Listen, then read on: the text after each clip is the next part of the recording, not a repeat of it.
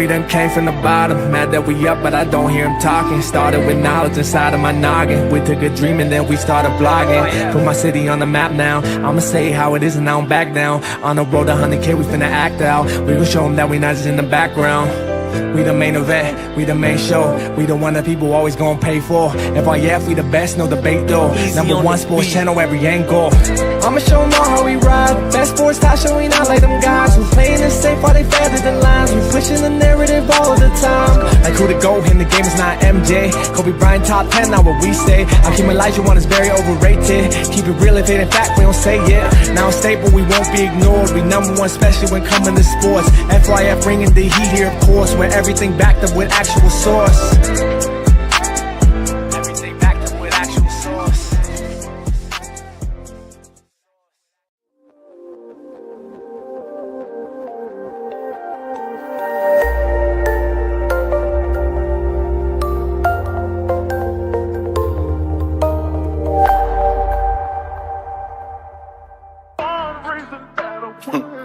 Hey, yeah, look. Hey, oh God, you everything that I want and I need. You give me hot just like smoking some weed. I put that Cartier piece on your wrist, cause God took his time when he made you for me. If you want my honey, I don't know why I be. That's why I call you my LOVE. Just like Alicia, yeah, you got the keys. You my little kryptonite, I'm your Christopher Reeve. No, I hate taking pictures whenever I do. You the reason I cheese. You was right by my side when everybody was sleeping on me, catching Z's. And on God.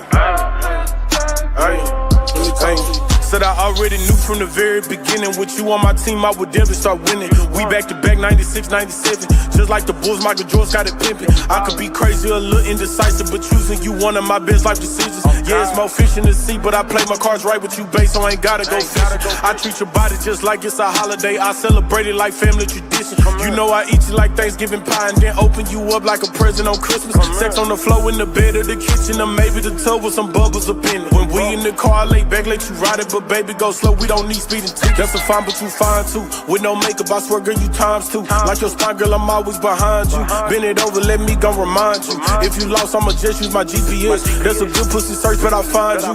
When you mad and you lock all them doors down, I'ma look for a window to climb through. Oh God, you everything that I want and I need. You give me hot just like smoking some weed. I put that Cartier piece on your wrist, cause God took his time when he made you for me. If you want my honey, I don't know why I be. That's why I call you my LOVE. Just like Alicia, yeah, you got the keys. You my little kryptonite, I'm your Christopher Reeve. No, I hate taking pictures whenever I do. You the reason I cheese. You was right by my side when everybody was sleeping on me, catching Z's. And on God. Hey, let me talk to you.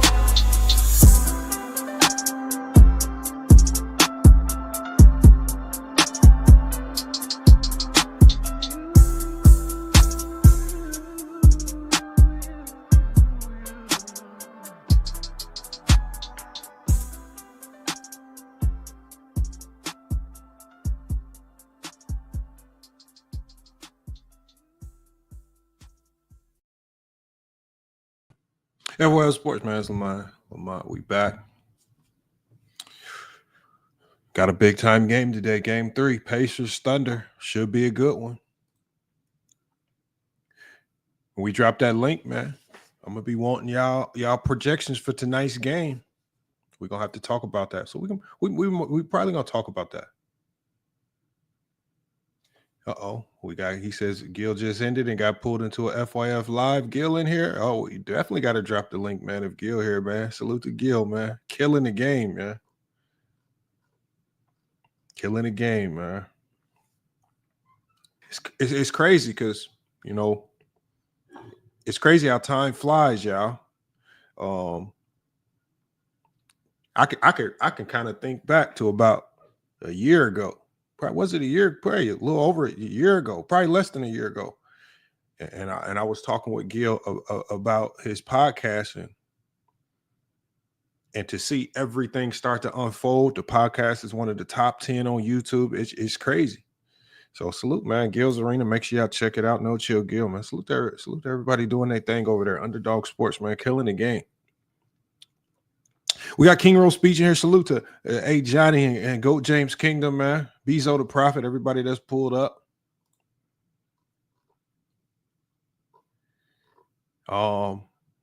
It's something we got to talk about, y'all.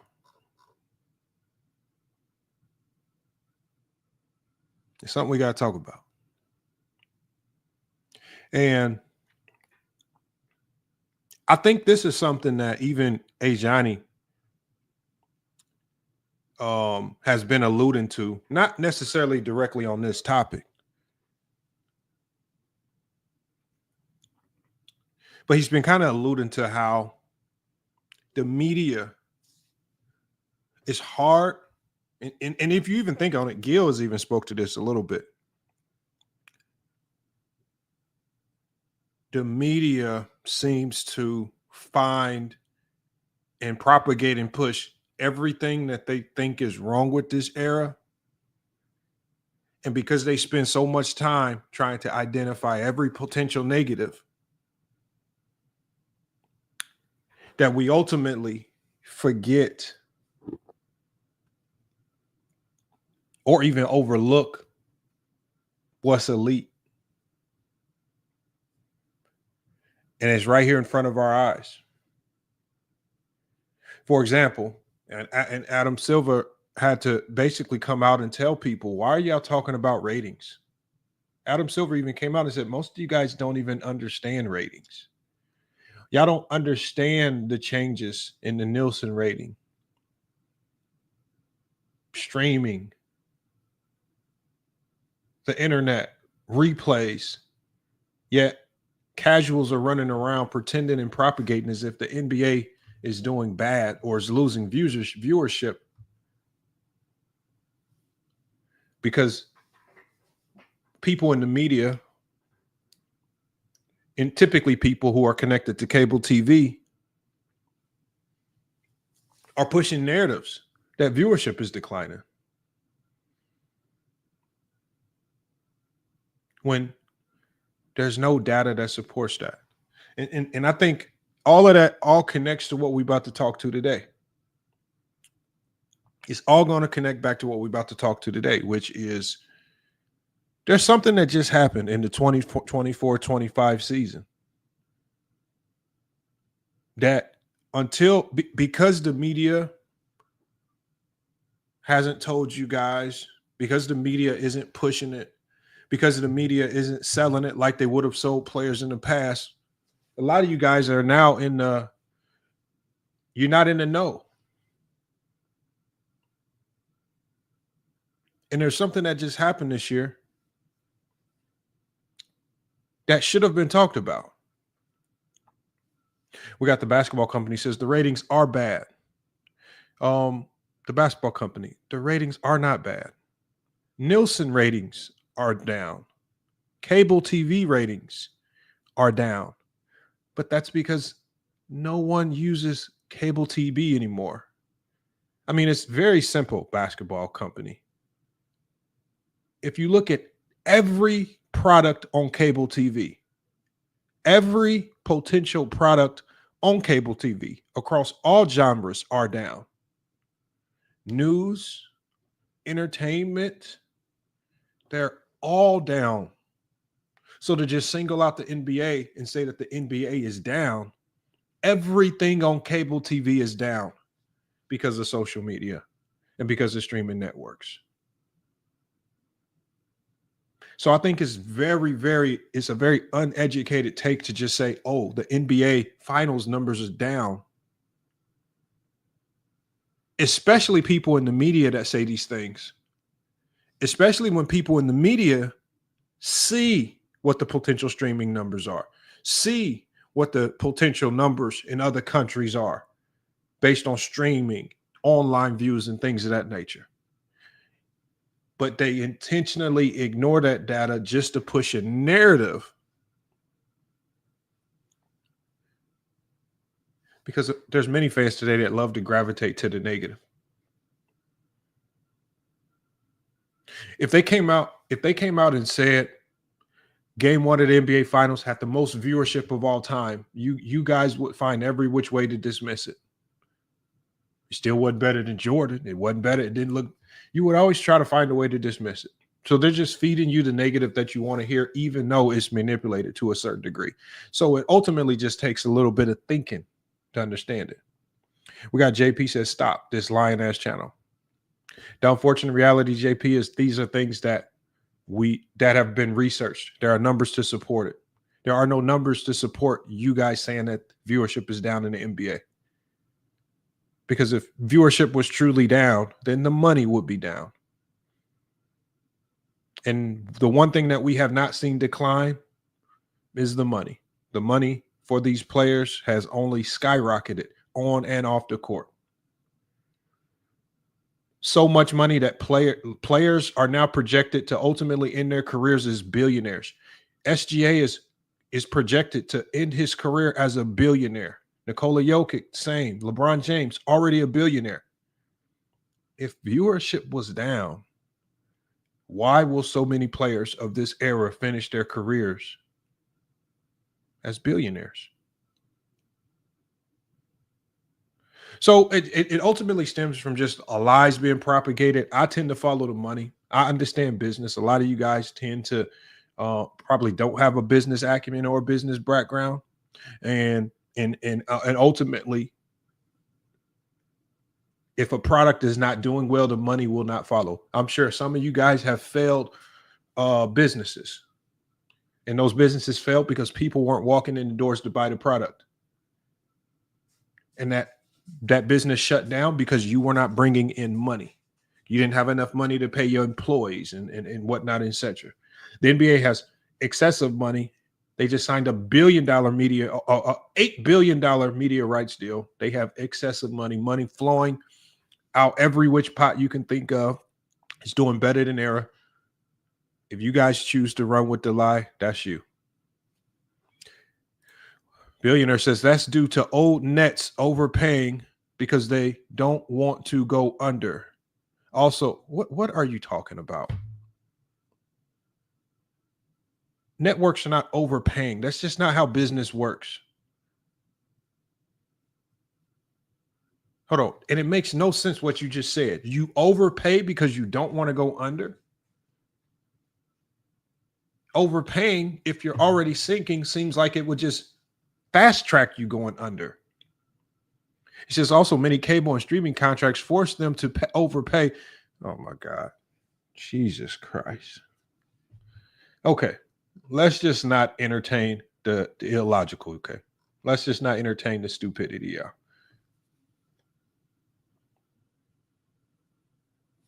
Thank you, Ajani. But Ajani, we have streams. You have streams. I have streams detailing this information. If people want to stray on the line of stupidity just to push a narrative, I'm fine with that. There's no talking them off that ledge. If they want to pretend that they know more about streaming and numbers than people like Gilbert Arenas, who he sat down in rooms with these people, he's gotten the information directly from them. They've explained it to him. He's tried to explain it to you guys. I've tried to explain it to you guys. And then we still have people like the basketball company in here pretending as if he understands these numbers better than the people that run these networks. I'm not going to err on the side of stupidity. Again, business is about money. Business is not about optics. I mean, we see that in every single sport. As soon as you no longer can produce, what happens? Your time is up. It's time for you to go. New face, new blood is coming in. We got to get back to making and generating money.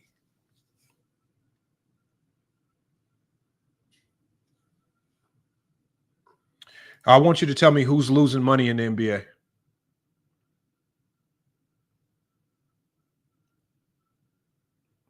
Who's losing money? Be curious to know. But when we talk about it, and I think because people have went to side with the stupidity, with things that can't be supported with any number, because they err on that particular side,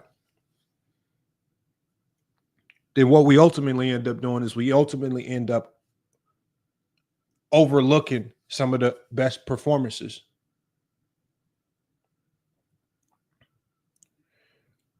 Okay, Prop by P. When I drop the link, you can come up here and you can tell me what small market teams are operating in the red.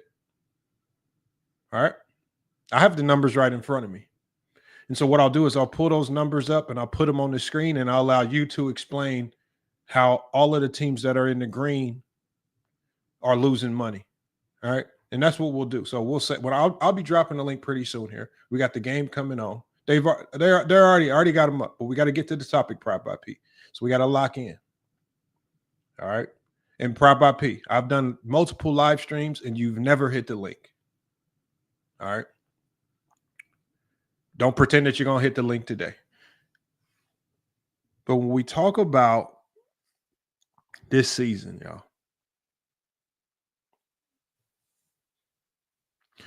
y'all, Shai Gilgeous-Alexander has just had a season that's second to none. Scoring the basketball, Shai Gilgeous-Alexander just had a season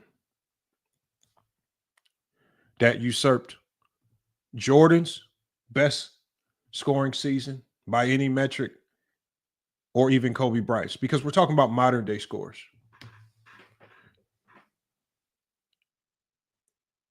This is the climate that we live in. Isn't it crazy? Is the climate that we live in. SGA, and it's not even arguable, SGA has the best scoring season in the modern era, virtually by almost any metric, almost every metric. But because of the climate that we live in, he's not getting the credit or acclaim that guys like Jordan and Kobe were getting. There's a lot of people kind of glossing around and dancing around it as if it's not even that impressive. Or what a lot of people are tending to do is what they're trending towards and what they're trying to do is they're saying they're trying to make it equal to Jordan or equal to Kobe. But when we look at the numbers, when we look at the data, it's superior to. You can pick, and I know a lot of people are going to differ between what Jordan's best scoring year was. It could have been 88. You can go to 96. You can go to 89. You can take Jordan's 3 best scoring years and what SGA did this year across every metric outpaces his production and is superior. And we're going to be giving you guys that data today. How we've all overlooked the season that Shai Gilgeous-Alexander has had. And when we watch him score the ball, and when we watch what he does to teams like the Pacers and the Denver Nuggets and the Minnesota Timberwolves, this is not a fluke. The way he makes scoring the basketball look so easy at times, the way we almost know it's going to go in, the efficiency that he does is at, the ease at which he does it. This is not a fluke, y'all. And the numbers support this. All right. We got people like One Mike in here. One Mike says Kobe's 2006 season was better. But Mike, that's according to your feelings. The problem with y'all feelings is y'all feelings don't analyze all of the information. Salute to True the King as well. Your feelings don't look at all of the information. Your feelings typically look at which even in your case, Mike, as we definitely demonstrated yesterday with your top 10, you said that your top 10 was predicated on eye tests. Yet you couldn't give me one single game of Magic Johnson or Larry Bird that you ever watched. It's just your feeling. It's just what somebody told you. It's just you throwing a name in there that's popular, but you yourself don't have a real reason to put them in there. This is why we no longer can trust your guys' feelings. Antoine Rice says, cupcake score error scored. Antoine Rice, if it's cupcake error, right, then why didn't you become a scorer to go make millions of dollars like SGA? If it's a cupcake error score, why are you not training your son or daughter to be an elite scorer in this cupcake era to go get and amass generational wealth? Wouldn't it be the easiest money you could go get? Everything is cupcake about this era, yet none of you guys could do it, nor any of your family members, nor anyone close to you. It's so cupcake that no one you know in your life or in your phone can do anything that we see these players do. This is how we know it's not cupcake era. It's, as I said before, I can put some of you guys in the gym with some elite 13-year-old players and you will get embarrassed. Yet you guys say everything is cupcake or soft.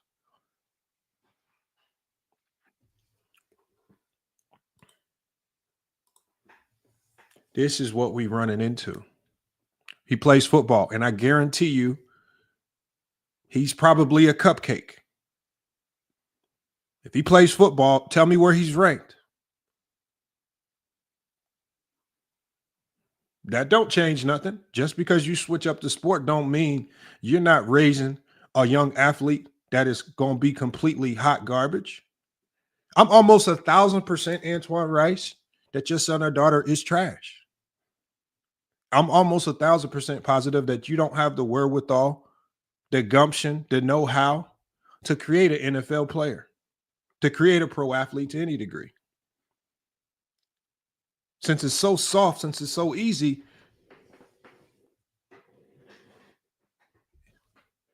that's not fucked up. These are facts.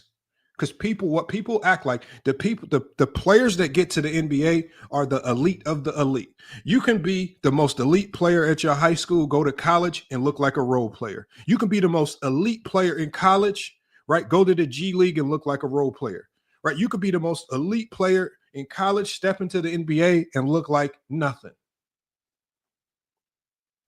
The NBA is the best of the best of the best.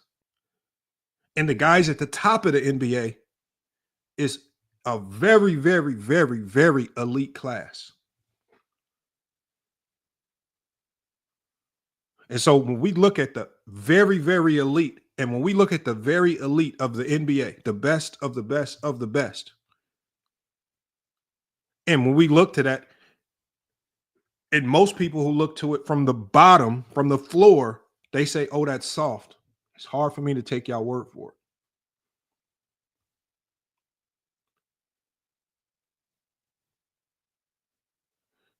It's hard for me to take y'all word for it. Because if it's soft, then it's the easiest money that you can go make. If it's soft, it's the easiest money you could go make or your kids could go make. You said free throw merchant. SGA is not averaging. He's not shooting more free throws than Kobe in Kobe's best scoring years. SGA is not shooting more free throws than Jordan in Jordan's best scoring years. Why is SGA a free throw merchant, but he's shooting less free throws than a lot of your favorite scorers? Where's your free throw merchant for Jordan? He went to the free throw line far more than SGA. Where's your free throw merchant for Kobe? He went to the free throw line in his best scoring years far more than SGA did this year. But SGA's the free throw merchant. Because you guys like to lie and pretend and act like we don't know the numbers.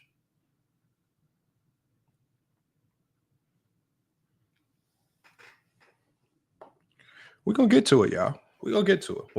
I'm going to show you guys why SGA in this season has had the greatest scoring season in modern NBA history. And it usurps any season that you can give me for Michael Jordan, and it usurps any season that you can give me for Kobe Bryant. And to those that say this is hate, this is not hate. It's just the numbers. When LeBron James passed Kareem Abdul-Jabbar in all-time scoring, what are we supposed to say? Are we supposed to say it's hate to say that LeBron James passed Kareem Abdul-Jabbar? No, he just passed him. What SGA did was he just, by almost every metric that we can identify, and I'm going to show you guys every metric, he just passed Jordan's best scoring season and Kobe's best scoring season.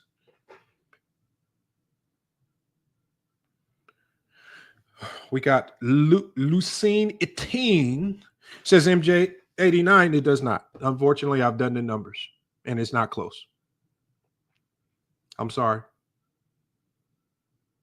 I wish it was the case. I wish it was otherwise. There's no number. There's no metric to support that.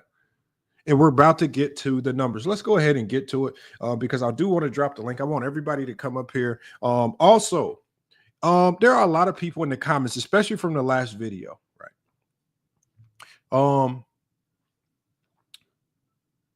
Y'all, please just stop being scared to hit the link. All right. Don't be scared to hit the link. You know, Hoop God. Please stop pretending as if you don't know when we're live. If you want to, if you have, like, will y'all please stop running to the comments to cry after, especially a 7-hour live stream. I did a 7-hour live stream the other day. It was 7 hours. That's a lot of time. Don't wait till the live stream is over to type 17,000 paragraphs on a video that y'all don't even understand the context of what I was talking about. There was a lot of people that came onto the panel after that stream from yesterday, arguing things that didn't make no sense. There were people that coming up on the panel, just arguing stuff to argue.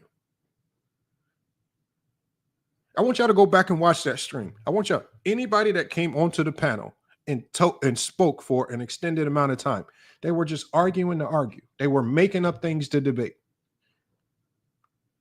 Yesterday's stream was not a debate. It was an opportunity for you to choose how you evaluate Kobe Bryant and Scottie Pippen. It was not a debate. But we're going to get to all of that here in a second here. We got a lot of stuff to cover. Hold on, let me get this information pulled up, you guys, because I got so much information, but I want to get through it quick enough before the game starts, and I want to be able to drop the link to get you guys up here to talk about all of this stuff that's going on in the playoffs. Pacers game 3. What are y'all thoughts about that? As I set this information up, y'all put y'all predictions. I don't know. I'm kind of, game 3, Indiana at home. They've been kind of selling some game 3s. Can Indiana pull it off at home? Right. Both of these teams have been elite on the road, and their dominance has been on the road. But this game 3 is really going to decide the series for the Pacers. I don't think there's any coming back for the Pacers if they don't find a way to manufacture a win in game 3. It's already going to be tough enough, even if they win game 3. But I don't know if they can come back from a 2-1 deficit versus this OKC team. I think the writing is on the wall if they do that. All right, I got the information ready.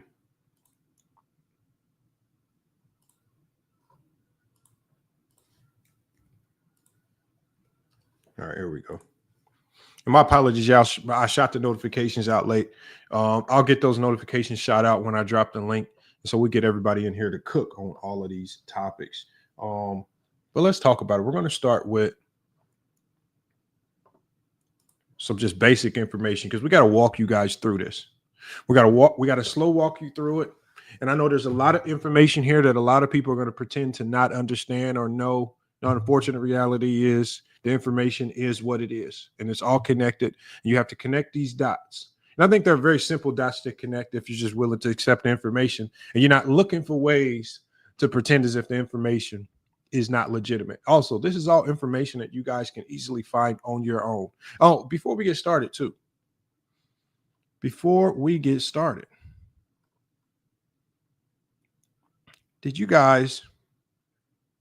did you go get your copy of the LeBron James Gold Encyclopedia? Did you get your copy of the LeBron James Gold Encyclopedia? Remember, the digital copy is available now for everybody that buys their digital copy.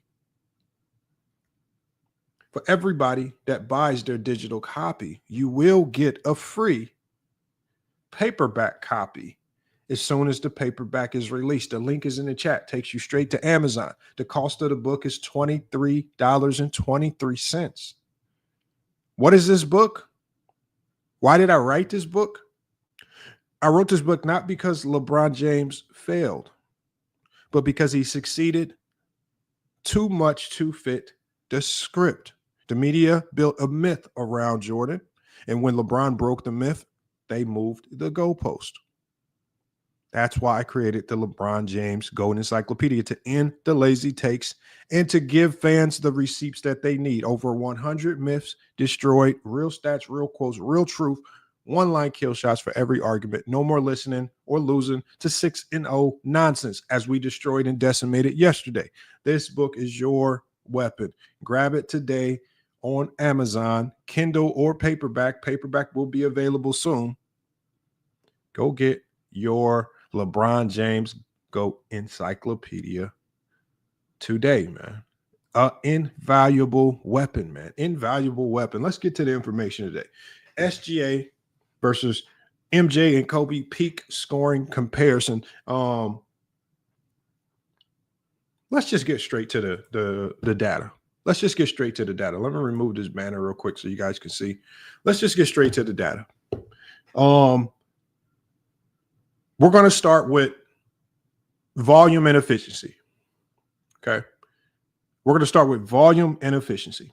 And this volume and efficiency from SGA is going to be typically compared to that of either Jordan.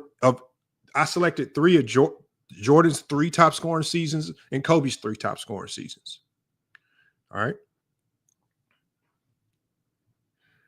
So SGA led the league in scoring this year, 32.7 points per game on 63.7 true shooting percentage. That in and of itself right there is absolutely ridiculous. It's something that neither Jordan nor Kobe Bryant ever did. So we could just start right there. I mean, he's already done something right there that neither Jordan or Kobe ever did. This blend of volume and efficiency compares impressively against the best seasons of Jordan and Kobe. Jordan's highest scoring season, 86-87, saw him average 37.1 points per game, but it was on a lower true shooting percentage, reflecting a heavier burden. NBA leading 38.2% usage rate and a tougher shot profile. He carried that year. In contrast, Jordan's 88-89 campaign was more balanced volume and efficiency at 32.5 points per game on 61% true shooting. So although that 88-89 season was a bit better, it still did not match the output and production of SGA efficiency or output wise, with his usage dropping to 32% as his playmaking had expanded. Kobe Bryant's peak output was in the 05-06 season. All right. So in the 05-06 season, in the 05-06 season, Kobe Bryant's peak output was 35.4 points per game on 55% true shooting, right? With a massive usage rate of 38%. Right. Kobe improved his efficiency that next year in the 06-07 season to 31 points per game on 58% true shooting. But that's still slightly scaling back his usage. And that still was not as good as what SGA did this year. Right. So when we look at the efficiency and volume along with true shooting percentage, there's no season where Jordan or Kobe, and that's just efficiency and volume, had ever matched anything SGA had did just this year. You can take Jordan's best year, whatever year you want to choose, versus SGA's best year, whatever year you want to choose. And Antoine Rice says 37 is better than 32. That is true. That is true. But what makes the 32 better? The efficiency. If you're taking close to 30 shots to get your 37, well, how valuable is your 37? How valuable is it? All right. We always talk about efficiency. Efficiency, unfortunately, matters. Right. We talk about it all the time when guys have bad games. When a guy scores 20 points, but he takes 25 shots or something ridiculous like that, we talk about the efficiency. We really get on these guys, so we know that it matters. to pretend that efficiency doesn't matter, that's just you playing stupid. But let's continue to move on because obviously we have a lot more information to get through right here. So when we talk about this, obviously the effective field goal percentage, SGA in 24-25 effective field goal percentage was 53%. It was outstanding, giving his shot creation load. Jordan's effective field goal percentage in 88-89 was 51%, reflecting a higher proportion of shots at the rim. But again, even when you go to effective field goal percentage, SGA outmatches these guys in true shooting and effective field goal percentage. And he ultimately just kills these guys in almost every analytic that we go to. We can even take it to other analytics. And I know a lot of these analytics, and again, I'm not a huge fan of these analytics, but what I'm trying to do is I'm trying to cross all my T's and dot all my I's. Cross all my T's and dot all my I's, right? We don't like the analytics, but they do matter. So we do have to cover them, all right? SGA, if you guys looking at the information, hopefully you can see it. SGA in 2024-25 outpaced Jordan and Kobe. And no matter what year you select, whether you want to go with 88, 89, 90, 91, Kobe 05, 06, Kobe 06, 07, whatever year you feel is Jordan or Kobe's most efficient year. SGA this year in offensive box plus minus, he surpassed those guys in that particular category. I think the most glaring difference was the on-off offensive rating, right? There was a plus 14.3 difference in offensive rating with the win shares, which his win shares per 48 was higher than Jordan or Kobe in any of their best scoring seasons as well. So he's really stamping, sealing, and delivering the fact that he's also superior in analytics, and the analytics just also co-sign the efficiency that we're talking about that he had this year. So again, if you want to say that the 37 points per game is superior, go look at the efficiency. And don't be surprised about the results of that season. SGA is doing what he did at elite efficiency, and that elite efficiency is one of the things that's has been one of the biggest reasons as to why OKC has had the success that they're having this year. So we talk about the advanced analytics and the play style breakdown. And I think this is big as well, because we're going to get to play style and where these guys score and how these guys score. We're going to get that. We're going to get to all of that. Because I think that versatility means a lot right there. But what we're saying with these advanced metrics, because I don't want to bore you guys with a lot of numbers, because I do want to drop the link, is that these advanced metrics, right, especially for Shai Gilgeous-Alexander in 24-25, it just shows that he was incredibly versatile, right? According to Synergy Sports data, he ranked in the top 10 percentile, the top 10%, the 90th percentile, as a scorer in virtually every play type, which is ridiculous to think about. All right. Think about this. He ranked in the top 10 in almost every play style that you can think of.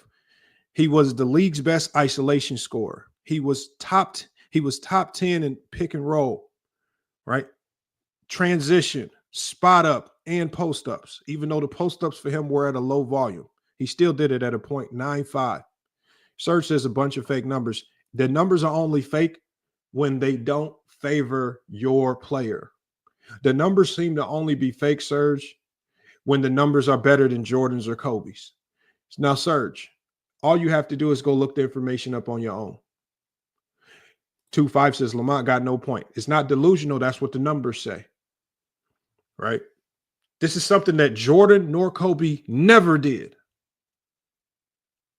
SGA ranked number 1 in total ISOs and points per possession, right? SGA was among the league's best in the pick and roll, right? Obviously, MJ was a GOAT scorer in transition, and his numbers are superior to SGA's there. But even this year, compared to his counterparts, SGA was at a 1.20 points per possession, which in and of itself is elite, right? When you look at spot ups and post ups, he was also elite. All of these are elite numbers right here, all very elite. I mean, there's just no way you can get around it. It's absolutely, it's just no way you can get around it. His scoring profile was unmatched, not close.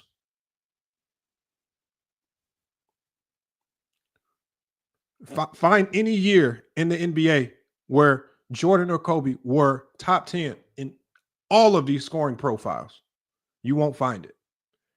Jordan and Kobe were system players out of the triangle, which ultimately limited their games to the mid-range or the post, which is why they were dominant in the mid-range and in the post. But we got more information, you guys. We got more information. And even if you go to drawing fouls, right? SGA, 8.8 free throw attempts per game in the 2024-25 season. That's less free throws than what Kobe did in his best scoring season. That's less free throws than what Jordan shot in his best seasons. But what did SGA do? Even though he shot less free throws, he shot them at a higher percentage. So even if you want to go to drawing fouls, which a lot of you guys were criticizing because there were people in the chat calling him a free throw merchant. Well, he shot less free throws. And not only did he shoot less free throws than Jordan and Kobe did in their best scoring seasons, but he shot the free throws at a higher percentage. So even if you go to free throws, SGA rules out there. We got King Rose speech saying, Lamont, you discovering all this about SGA and you didn't think, well, that's because players don't win series. Teams do. SGA is not in NBA Finals without Chet, Lou Dort, Alex Caruso, especially Alex Caruso. So ultimately, teams win. And King Rose speech. At least I have the balls to make a prediction. Unlike you, even with your Knicks. You couldn't even stand on predicting your Knicks. Even in a series where the Knicks were up 2-0 on the Celtics, you couldn't even come up here on this podcast and have the balls to say that the Knicks were going to beat the Celtics. Y'all like to straddle the line of obscurity. Y'all never like to stand on any real take. Y'all only like to judge other people's takes and say that they were wrong. But when it's your opportunity to make a prediction, you stray the line and you blur the lines. Talking about you think and I hope and just make your prediction and stand on it. And when your team wades and whiffs away in the obscurity like they did to the Indiana Pacers, a team that they probably should have beat, now you're running around trying to talk about every team. You are a fan of a team. I'm a fan of basketball. King Rose speech. Go talk about the Knicks. You are a Knicks fan. I'm a basketball fan. I don't want the link to your fake predictions, King Rowe. I had you on the panel on this channel, and I said, King Rowe, stand on a prediction. Tell us why the Knicks are going to beat the Celtics. And you whiffed it and you wafted, and you couldn't even tell us that.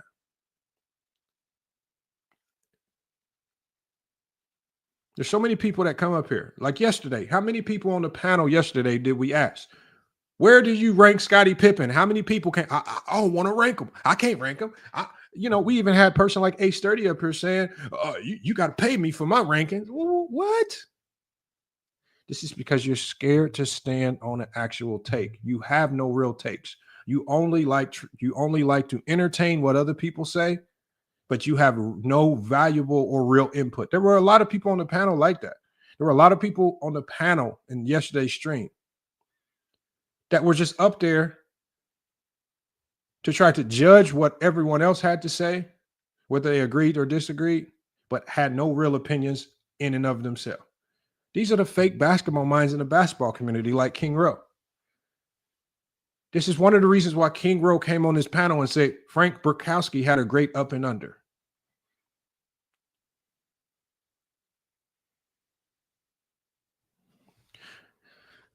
We did let you land your plane, King Rowe.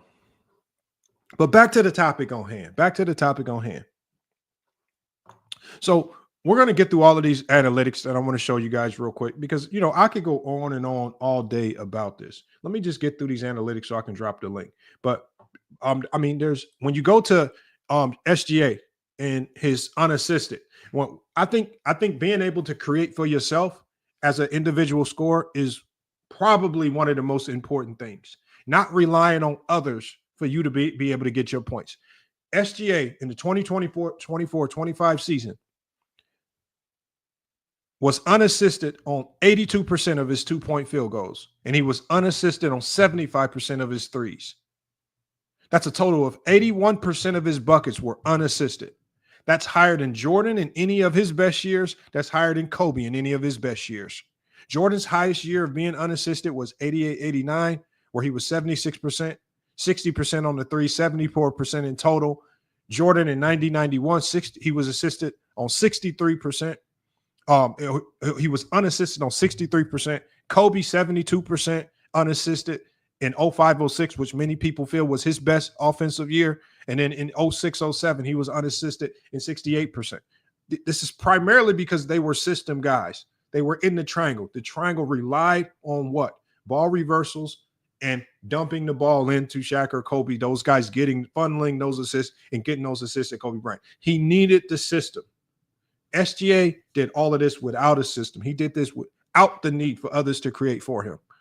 81% of his field goals in 2024-25 were unassisted. When we're talking about an elite player, an elite individual scorer, that's indicative of an elite individual scorer right there. We can take you to other metrics. We talked about play style, him being elite in the ISO, pick and roll, transition, spot ups, and post ups. But what did SGA do that the others were not able to do? SGA did what he was doing against elite defenses. So in 2024-25, he saw zones 20% of the time. Kobe saw zones 4% of the time. Peak Jordan from 88 to 91 saw zones 0% of the time, obviously because of the illegal defense, right? So Kobe saw some zones from 05 to 07 during his peak scoring years. SGA in 2024-25 saw zones 20% of the time, all right? When you look at SGA's field goal percentage versus the top 10 defenses in the NBA, SGA's field goal percentage versus the top 10 defenses in the NBA was over 50%. Kobe from 05 to 07 versus the top 10 defenses was 45%. And Jordan versus the top 10 defenses in the NBA from 88 to 91, 47%. Versus the top defenses who also have more defensive weapons, he shot at a more efficient clip. Right? When you look at help frequency and being the ability to swarm, make life hell for the best player, right? Synergy had SGA swarm at very high. Every time he touched the ball, the defensive swarm. We see that now with the Indiana Pacers. For Kobe, it was medium. Teams, for whatever reason, from 05 to 07 still preferred to guard Kobe ISO, which is why he always went to go score ISO. He always went to go look to score ISO because teams guarded him one-on-one. He never saw what SGA saw this year. And Jordan, swarm frequency is very low. Because of the illegal defense, teams were just relegated to defending them one-on-one with very marginal defenders and not being able to load up with any help or swarm into gaps, right? They also have help recovery time. The help recovery time the SGA faced, they have it at 1.1 second. Kobe at 1.5 seconds for defenses, and they had Jordan's help defensive recovery time, the ability for players to rotate and fill in gaps to stop them. It was very slow. It took over 2 seconds for guys, the slow, lethargic moving bigs of the 90s to rotate into gaps for Jordan, which also lent a lot of driving lanes that allowed Jordan to go dominate as well. This would surprise me the most based on the information. What surprised me the most about this was when you talk about rim protectors per team, elite rim protectors per team, they say that SGA faced more elite rim protectors than Kobe or MJ. They say that SGA faced 2.3 rim protectors per game versus Kobe's 1.5 and versus Jordan's 1. Jordan only typically saw one elite rim protector per game. Kobe, 1.5. SGA, 2.3. When we're talking about the top 10 defenses in the NBA. Ridiculous. Absolutely ridiculous right there. Something that I would have never thought right there. So when we look at who they did, how they did it, who they did it against, SGA did it against more complex defenses, better defenses, defenses that swarm more frequently and faster, and teams that deploy more rim protectors. SGA not only scored at a higher clip, but did it at a higher efficiency. Absolutely unbelievable what we've seen from SGA this particular year. And it ultimately just takes us to one conclusion, right? It takes us to one conclusion, right? Because SGA now is projected. I mean, he's on a ridiculous tear right now. His career projection is going to be ridiculous, right? But after comparing SGA's 2024-25 season to offensive peak years of Michael Jordan and Kobe Bryant across every angle, from scoring volume to era-adjusted efficiency, the numbers leave no room for debate. SGA just delivered the most dominant scoring season in modern NBA history. Let's recap it real quick. 31.4 points per game on 63% true shooting, with 85% of his buckets unassisted, meaning he virtually created everything on his own. He led the NBA in ISO points and pick and roll efficiency, all while maintaining one of the lowest turnover rates amongst high usage players. He scored from all three levels, averaging 1.1 points per game on ISOs, 1.07 on pick and rolls, 1.20 in transition, outperforming MJ, Kobe in almost every play type that we can track. He did this in an era where teams use zone at a 20% clip, rotate faster, and deploy 2+ rim protectors per game, a defensive environment that simply did not exist for MJ or Kobe. Meanwhile, MJ's best seasons peaked at about 58% true shooting. Kobe never reached 30 points per game on anything above 58% true shooting percentage, and he never combined it with Shai's play type versatility or on-ball load.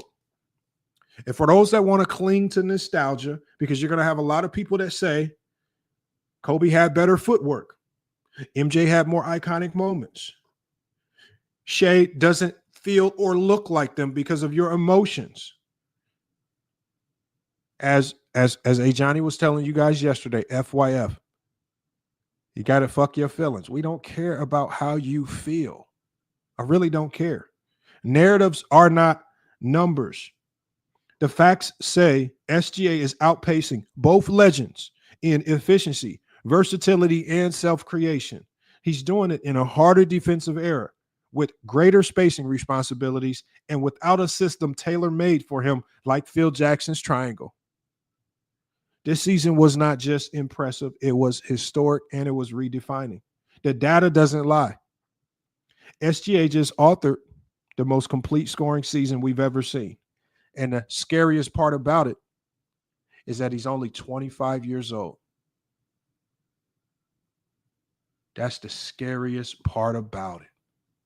He did this and he's only 25 years old.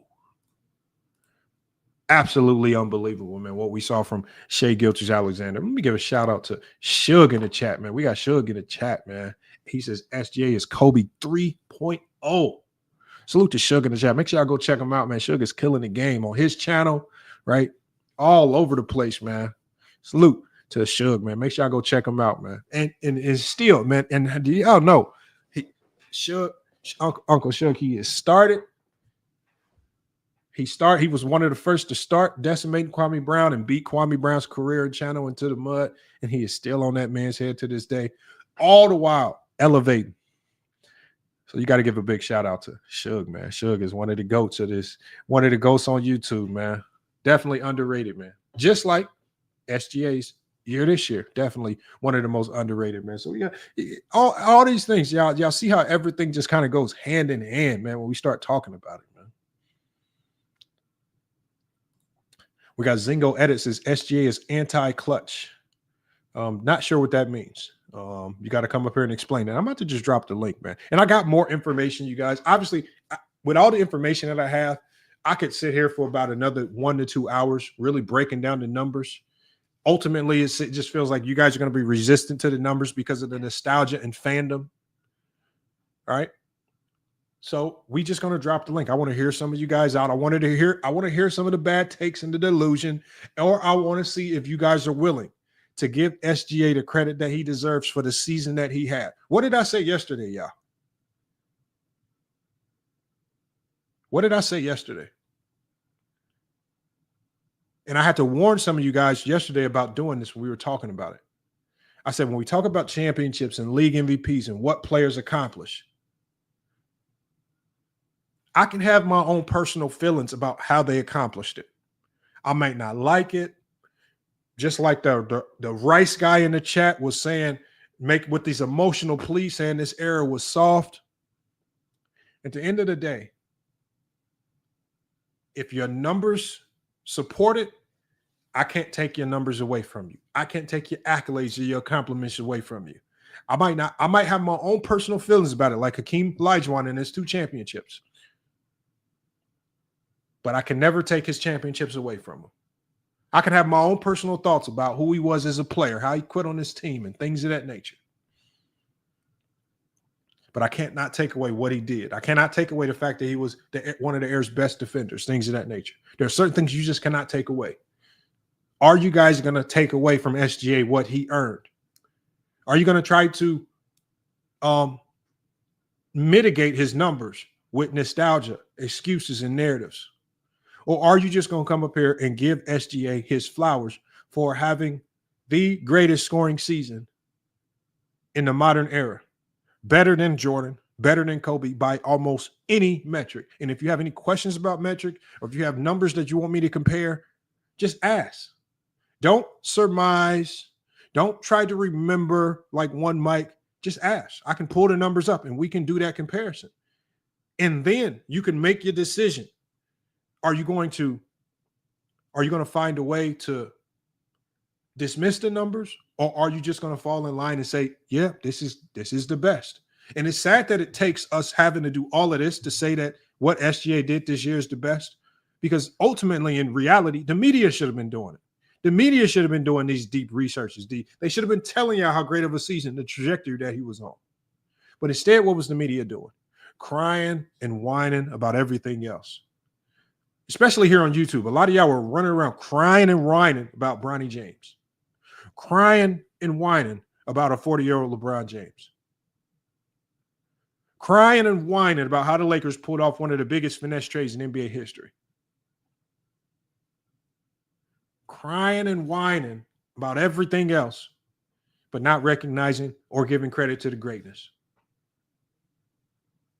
And instead of giving SGA credit for his own individual greatness, what do you guys do? Oh, he looked like Jordan. Oh, he looked like Kobe. No, he looks like SGA. That's what he looks like. He don't look like no Jordan. He don't look like no Kobe. He looks like SGA.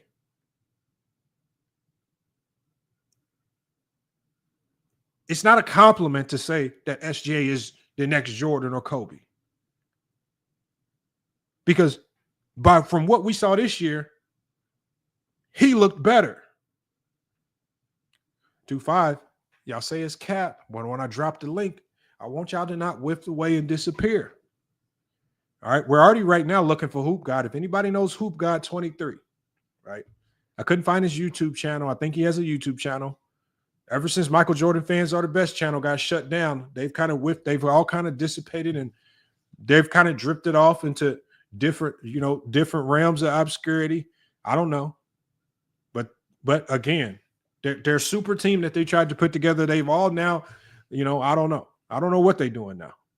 But Hoop God, no, King Rose Speech. Hoop God said, drop the link.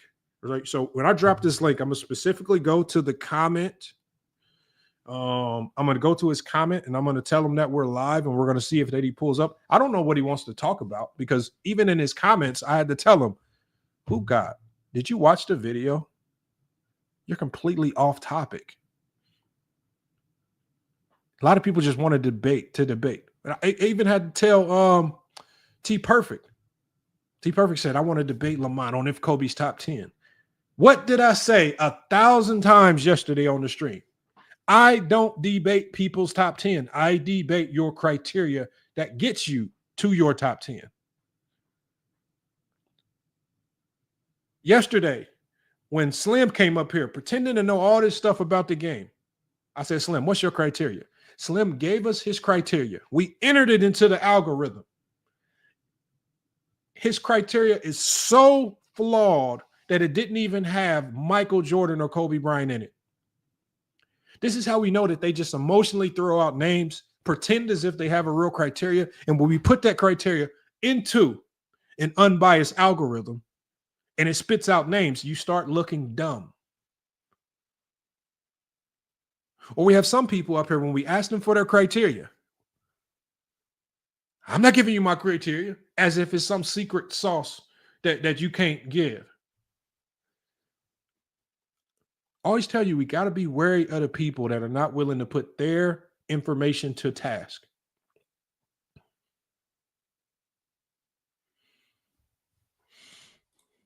He says, "What happened to Michael Jordan fans best on the channel?"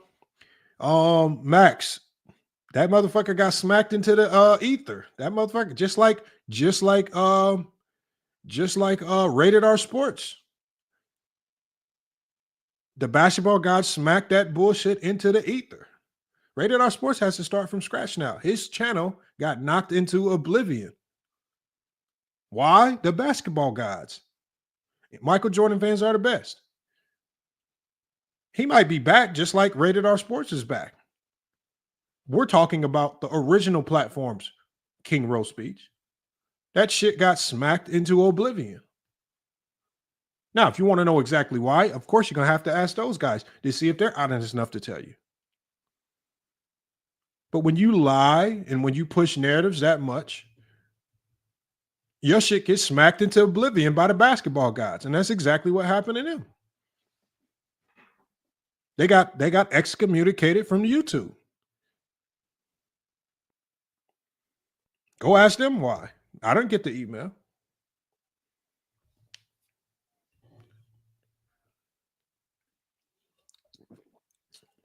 They got smacked into look. They're both now having to start from scratch, and I hope that they learned a valuable lesson. You know, sports fitness and rants is always talking about integrity. Well, there's something that you did that did not have too much integrity to get your whole goddamn channel smoked off this platform. I've seen a lot of stuff happen on this platform and channels not get taken down. I've had somebody come onto this channel from Ticket TV and go nude, and my channel didn't even get taken down. He said Dookie got his channel back. Okay, Dookie got his channel back. He must have fought a good fight. I mean, maybe he wrote an apology letter.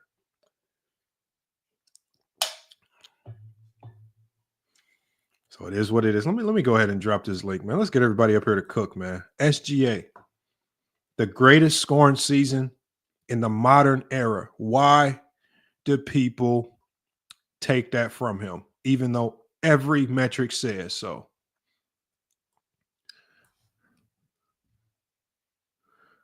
Oops, hold on.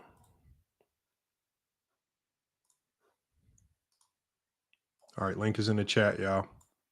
Make sure, y'all, and let me get to the super chat. Salute to Max Pinchat with the super chat coming through. First super chat of the day. Appreciate that, Max, for always coming through to support the channel. Keep it 100. I see you in the chat. Let me make you a mod. I know you were having some issues with Herm putting you in timeout, so keep it 100. If you're still in the chat, type something in so I can see your name so I can make you a mod and we can get you modded up, man. You have been here for a while. And you have been supporting the channel for a while. So let's get you modded up. So keep it 100. Make sure you type something in if you are hearing this. Oh, there you go, right there. All right, let me get a mod right there. And there were a couple other people that I made mods yesterday. And again, yeah, the mods are not to time people out or block people. I will typically do the blocking, and there's very few people that I block. So please block the accounts that are obviously spamming, and we know that they're fake. But if they're just saying something you don't like, please do not time anyone out or block anyone. That's just what we don't do. I'm just not a fan of it. People want to say what they want to say. Invite them up on the panel for a debate if you must, but we're not going to really do too much blocking or anything like that. We got King Roll Speech. We got Mahari up here. We got King Roll Speech in here first, man. He was itching to get in on this topic. What are your thoughts on the topic? Did SGA have in NBA history? Yes or no? And if you don't believe so, please tell us why. Well, number one, I do believe it's one of the greatest seasons of all time. I've been saying No, not one. The greatest scoring season in the modern era. This is amazing because I've had to defend his MVP right all year, and now it's the greatest. Okay, I get it. The numbers that you found speak well, right? And you dig deep. I give you credit for the digging deep. But then I go to the eye test, and then I look at game one. Come on, sir. He had 2 chances. He had 2 to ice that game. He came up short. He didn't get a foul call, and he came up short. And I'm sorry, bro. Kobe or Mike, never. See, there's levels. There's levels. Hold on. There's Kobe levels. or Mike would have never got shut down to that degree on those particular plays that were ran for them. But they both have. Bro, better defenders. I mean, come on, man. Like, who do the Pacers got to stop the greatest? King Roll. Haven't we seen Jordan choke, fold, and not show up in the clutch in multiple games? Let's go to specific games. Okay, I'll give you a game. I know y'all always got it lined up. Versus Orlando, the back-to-back turnovers late. The back-to-back turnovers. You're right. 17 games. 17-game season, not an 82 game. Okay. Hold on. Did he choke or not? He choked there. But he was already a 3-time champion, right? And then he won the next 3, right? Hold on. Kobe Bryant versus the Phoenix Suns. 2 points in the second half. Did he choke? That was a bad one. And see, hold on. Wait a minute. Did he choke or not? Okay, but he was a 3-time champion by then. Again, what has SGA? This is his first time out into the conference final. Here we go again. Yeah. No, here we go again. But this is my only point because, as I said, I support this great season from SGA. But slow the hell down because you were talking about 3. Hold on. Wait a minute, King Roll. Go ahead. We're not talking about career. Okay. So this specific season, you want to isolate it to a season. You're making this about a playoff game. We're talking about the regular season. What I'm saying is, by the question of SGA just had the greatest regular scoring season. Great. In the modern but you know what's killing me? You're comparing it to 95, and then you're comparing it to Kobe in 07. But those are not the seasons you're comparing. You think it's better for Jordan or Kobe, and tell us why it's better. Well, we can go 89. We could go 93. I mean, 93 was 41 points in the finals. It's levels. So what did Jordan do better than Shai in 89? Everything. And I'm not putting up the numbers right off the bat, but he went up against better competition. The team that took him out is an all-time great defensive team. And we're not talking about the playoffs. We're talking about the regular season. Okay, what did he do better than Shai? I don't. Lamar, you know I don't have the number. We all know the 89, 90. Why would you say that if you don't know the numbers? Because I know off the bat, off memory, that those were his greatest statistical seasons. Why? How was it better than Shai Gilgeous-Alexander this year? See, number one, I just made a playoff point when I took to eye test. So now I'm going to go through his best playoff performances. You went to his worst. Regular season. But Lamar, you just went to his worst, right? And as I made a playoff performance to say this is why Shai is not on that level where he smoked those 2 chances to ice game 1. Okay, but we're talking about the regular season. Okay, so now so he had a great regular season, and I don't deny that. As I said, I've supported not only this being.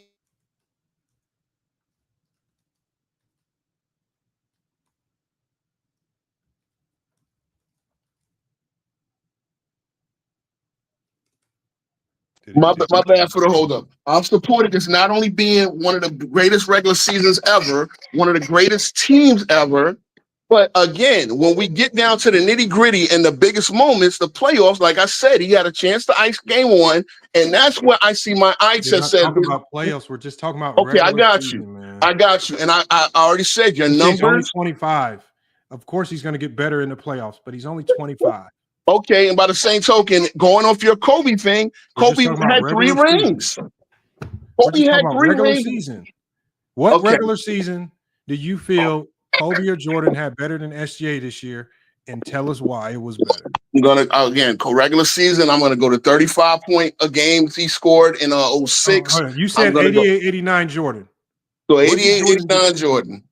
As a scorer in Pick 88, one of them. 89. I mean, you know, and I get you. All right, we're taking defense out of it because you said offensive. So I'm not gonna, you know, hold the defensive standard to that. Okay, so I'll give you the numbers, and then I'll let you, since you don't remember the numbers, I'll give you the numbers. All right. Yeah, I mean, who remembers all numbers of every year? So SGA, 32.4 points per game. Jordan, 32 points per game. Okay. SGA 54% from the field. Jordan 53. SGA 63% true shooting percentage. Jordan 61. SGA 32% usage. Jordan 33. SGA had fewer turnovers and a lower turnover percentage. SGA had a higher offensive rating, and SGA had a higher offensive box plus minus. You know what you skipped over? Points and rebounds. That's mighty convenient because you know it was 8 and 8, right? No, I don't have total points and rebounds, but I can get it for you. Okay.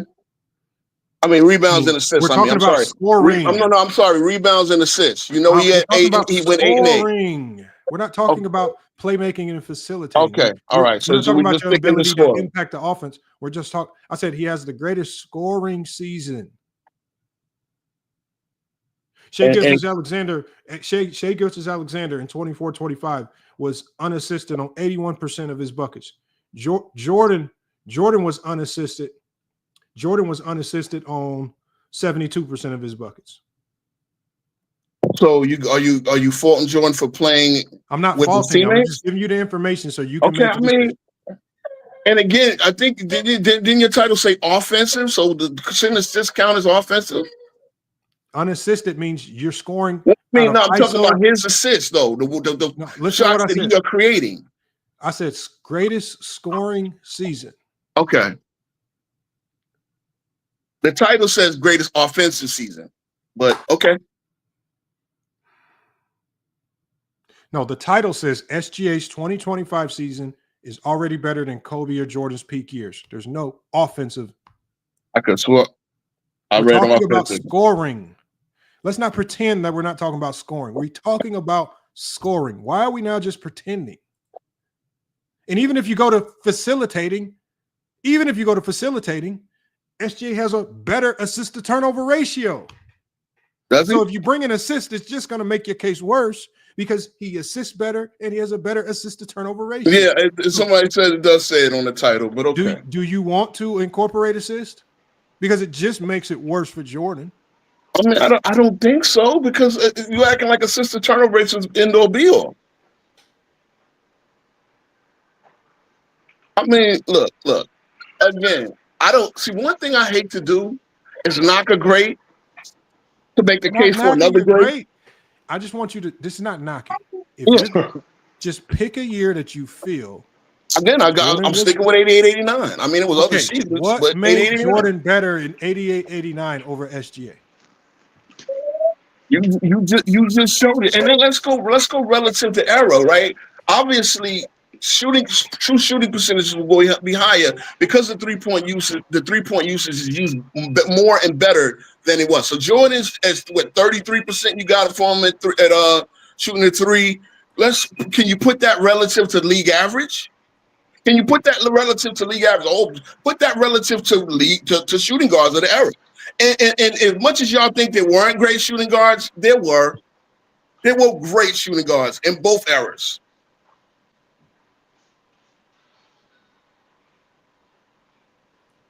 I mean, again, that's the next thing. Jordan was great rebounding, his assist numbers were elite for shooting guards of the era. Elite.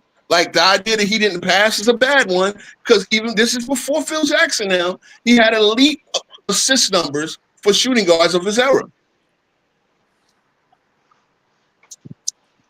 He's in the league with Fat Lever and Sidney Moncrief, guys who also created off the ball, not being point guards. Okay. Why was Jordan's scoring in 88-89 better than SGA's this year? I kind of just went down it. Like again, you got 2 point better in the true shooting percentage and all of that, right? You got basically 3 points different. Again, you want to put that relative to era. I think there's a higher scoring rate this year than it was back then. Okay, hold on. We're going to ratio that off. So hold on. You want to know what these stats are relative to era for both? Go ahead. Okay, so hold on. I'll go ahead and keep talking because I want to make sure I get the information for you. I mean, like I said, again, I'm at the point where I know this is a great year for SGA. SGA has definitely proven he's damn near unguardable. But here's the problem. Again, I have to use the eye test, especially what I've seen in the playoffs where I've watched the game more intensely. You can stop him. I saw McDaniel stopping him in that game 1 by himself before he started the foul bait and getting ridiculous foul call, getting McDaniels in the. So yeah, if I'm going to bring up eye test, yeah, I've seen guys put him in a bottle. But why did Jordan go to the free throw line more? Because the defenses were much more physical. But Jordan was actually getting fouled. Yeah, Jordan was actually getting fouled. Like they especially guys like teams like the Pistons and anybody else that wanted to take the physical role with him, they would make him feel the fouls. Oh, hold on. So like this? Back then. But how much truth is there to this statement? I mean, handshaking certainly made things more difficult, right? Well, it's complicated. First, the idea that handshaking was completely legal and happened all the time in the prior era is a myth in itself. In 1979, the NBA clarified the definition of handshaking and abolished. How was he getting fouled? So he wasn't? I mean, I'm trying to, No, hold on. If SGA's fouls are fake, then give me examples of Jordan's real fouls. I'm not really sure what you're digging at there. Like, again, Jordan, first of all, we already know Jordan was a better high flyer. One of the ways to stop Jordan from high flying and dunking on your whole team is laying him out, getting to the basket, like making him feel it if he's going to go in there for a layup. You're not getting that in this era. Okay, so I have all your stats relative to era. You want to hear it? Yeah, go ahead. All right, so all the stats that we've covered relative to era, I'm going to just read them one by one. Let me open this up so we can see it. All right, let's just start with the first one that it gave me. It says play type, points per possession. It says SGA relative to era, better with less space to run. In the pick and roll, SGA. It says SGA relative to era, SGA is better pick and roll dominance. In the ISO, SGA relative to era is better, and it also views his era as tougher defensively. Unassisted field goal percentage and shot creation. It says SGA is relative to era is better dominant ISO creator versus modern defenses. Offensive box plus minus. Relative to era, SGA, they says relative to era, that makes his offensive box plus minus top 15 all time in NBA history and number 1 all time if you just use this season. Field goal percentage, free throw percentage, SGA, relative to era, which you can't make that relative to era because it's everybody can shoot free throws. That's the point. But SGA still wins out there because he shot a better free throw percentage. 3-point percentage, era volume, SGA impactful due to volume and growth. Turnover percentage between SGA and Jordan in 88-89. If you do it relative to era, SGA wins out, better ball control and efficiency. Assist percentage as a playmaker relative to era. SGA, better primary facilitator, better assist to turnover ratio. Usage rate. Both have very high usage. SGA in the 97th percentile, Jordan in the 95th percentile. It says even, both ultra high usage for their time. True shooting percentage relative to era. SGA far more efficient, above era average. And then points per game. This is the only one. The raw points per game. This is raw data. It says MJ slight edge in raw points per game. But SGA has the difficulty edge. So out of 12 categories, SGA beat Jordan out in 11 relative to era. If that even meant anything, I don't know what it means, but since you wanted to know, I gave it to you. Well, okay. What about three? Did you do 3-point percentage? Because again, and I know Jordan's 3-point percentage never would. 3-point percentage era 3-point percentage relative to era. It says era volume. SGA more impactful due to volume and growth. Sorry. Yeah. Again, I mean, it is what it is. Like I said, I'm not going to knock. Again, I go straight to the eye test, and I see the guy smoke on Aaron Neesmith. I don't think an Aaron Neesmith could have ever done your anything. Eye test remember from 1989, King Ro? Okay, for number one, I just started watching the game. I'm 10 years old. But again, see, well, here's the thing. I'm going to you. What you didn't want to do is have me use his best player. 1989. No. Okay, I'm 10 years old. How old were you, Lord? So how are you using the eye test? Okay, because number one, I'm using the numbers. But now I'm going to use, if you said Jordan never had a season, and now you want to segment it to regular season. Okay, and I mean, again, using? It's great. Okay, I've seen Harden have a great. King Ro, what numbers are you using? All these numbers favor SGA. What numbers? See, bro, I use the combination of numbers in eye test. Okay, what combination of numbers are you using? Just tell me, please. Bro, because you see, you're not gonna see. I think you like to segment it. Okay, I'm just gonna look at him here, and then I didn't see the playoffs. Even if I did, to say that Jordan was better in 88, 89. That's all I want to know. Bro, the raw numbers, which is again, as you've seen, he scored more relative to era. He created better relative to era. Mind you, he's on a worse team because Scottie Pippen is nowhere near an all-star at that point. Meanwhile, his co-star is an all-star. He did not score more. You just said he did. You did. His raw points per relative to era was higher. Hold on. No, I said the raw data. I said the raw points per game is higher.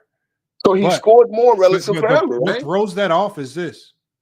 He scored like 0.7 more points per game on averaging 5 more minutes of gameplay than SGA. And he also had. King Ro, can I give you the data? Go ahead. SGA averaged 35 minutes a game, while Jordan in 88. Oh, now we do points per minute. Minutes. Now we do points per minute. SGA averaged 31.4 points per game in 35 minutes of play. Jordan averaged 32 points per game in 40 minutes of play. Right? When we go to percentages, SGA shot 37% from the three-point line. Jordan shot 32% from the three-point line. SGA shot 87% from the free throw line. Jordan shot 85%. SGA took more threes and made them at a higher volume. Right? Obviously, we go to true shooting percentage. Come on, bro. You know that they didn't use a 3 and 89 like that. When we go to true shooting percentage, SGA had a higher true shooting percentage by 2%, right? Because I remember that by 2%. Hold on. See, he got a high. How can I? I'm trying to get through the numbers again to refresh you. SGA has a higher true shooting percentage, 63% to Jordan's 61%. He has a lower usage rate, and so he's doing this on less minutes and less usage. Like we can go to offensive rating. He has a higher offensive rating. He has a higher offensive box plus minus, and he scored more. He scored 81% of the time unassisted versus Jordan 72% of the time unassisted. Right? He scored more out of the ISO. He scored more out of the pick and roll. He scored more in transition, even in this year. Jordan scored 1.15 points in transition versus his 1.2. So he outdid Jordan in post, ISO, pick and roll, and transition? I mean, look, What numbers are you using to hold say on, that hold on, Jordan hold on. is What better? numbers that I'm using? This is why teams of analytic over analytics get their ass kicked by people that watch the eye test. Okay, so what numbers are you using? I don't have to use numbers. I'm not going to dwell in the numbers, and I'm just going to know. See, here's the thing. What am I going to use for my argument is that I see him in one-on-one versus average. What do you remember from Jordan in 88, 89 that was better Then than nobody can stop him. Then nobody can stop him, and they had to make up creative ways. They had to get physical to stop him. Meanwhile, what game can we go to? What do you mean? What can we go through? Is there a specific game that you want me to? I mean, bro. First of all, when you use a lot of these numbers that you're using, these pick and roll and stuff, they didn't keep all this data back in '89. So it's disingenuous for you to even say that. Like pick and roll, they didn't go to specific stuff like that. I guarantee you cannot find any accurate numbers. How do I have the data in front of me right here? I need to know. I really need to know your source because 88-9, Jordan scored in the ISO 1.05 points per possession. How many possessions did they record of him doing? Hey, Lamont, let us cook, man. Jesus Christ, man! You just right now. Hold on. Okay, so King Rowe, you said there was multiple points of data that you were using that indicate to you that no. I said first of all, see, you love to do this. I said this. King Rowe, hold on, King Rowe. I'm not trying to box you in or put you in any corner. I've literally been up here just trying to get you to tell us what are you using to say that Jordan was a better scorer than SGA in 88, 89? Because you cannot be using numbers. Now, if you want to say you're using eye test, okay. Because there are no numbers that support him being a better scorer. Lamont, you see, you love to do this. You asked me to pick a specific year. Bro, and you've been talking for a long time. You said, hold on, Lamont. Your whole argument is this. Can I go to Wild Boy, please, King Rowe? I've tried, King Rowe. I've tried. You've been talking in the chat. I want y'all to tell me in the chat. He's been talking all this time, and you actually said nothing. I've said nothing. I know. Again, you change the parameters as you go along. First of all, you said Jordan never had a season in his whole career. Then you asked me to pick a specific year, right? That's cool. So I tried to pick his off memory, his best statistical year. And okay, you proved me with your select parameters that SGA beats him in 11 out of 12, right? So what data do you want me to use? Okay, and I'm going. And again, you want to you pick. Watch this. Hold on, watch this. I'm gonna allow you to tell me what data we use, and then I'm gonna tell ChatGPT. Bro, I'm not gonna do your ChatGPT. I already know your ChatGPT tricks as well. The same one that told me PJ Tucker was going to fucking lock down Akeem Olajuwon in a 6-game series. Hold on, King Rowe. What I want you to do is this: just tell me the only data you want ChatGPT to consider, and then tell us who is the better scorer. That's all I want you to do. All right?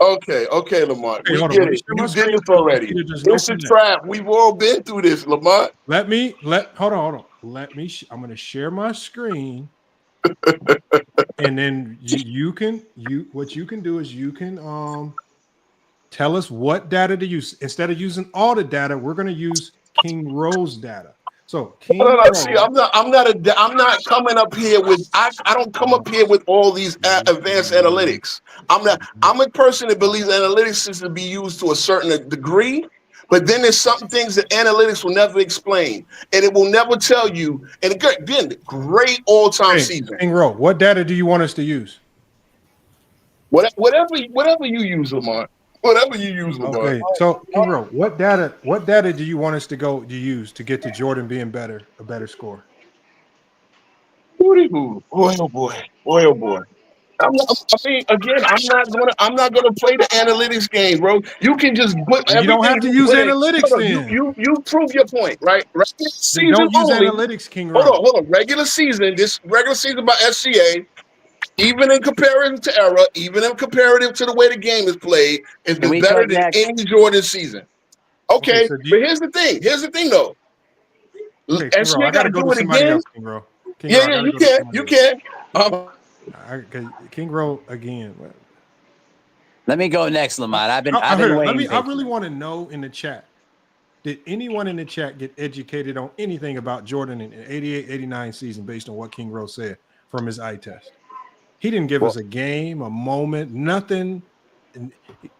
Come on, man. Jesus Christ. All right. Hold on. I'm sorry, Mahari. Mahari, what do you got on this? What do you got on SGA's 24-25 season? Do you agree with the numbers that support that he's had the best scoring season in the modern era? Or is there a season that stands out from Kobe or Jordan that's better? Well, I'll say it like this. In terms of today's modern era, he's had an outstanding season. In terms of the numbers and the stats that you provided for us today, I will say that he's had an outstanding, scoring season in the modern era. But here's what I'm kind of conflicted on, because we talked about the MVP thing a couple weeks ago, and Nikola Jokic averaged a triple-double for an entire season as a center. So my thing here is that between Nikola Jokic and SGA, I can't say it right, but SGA. Yeah.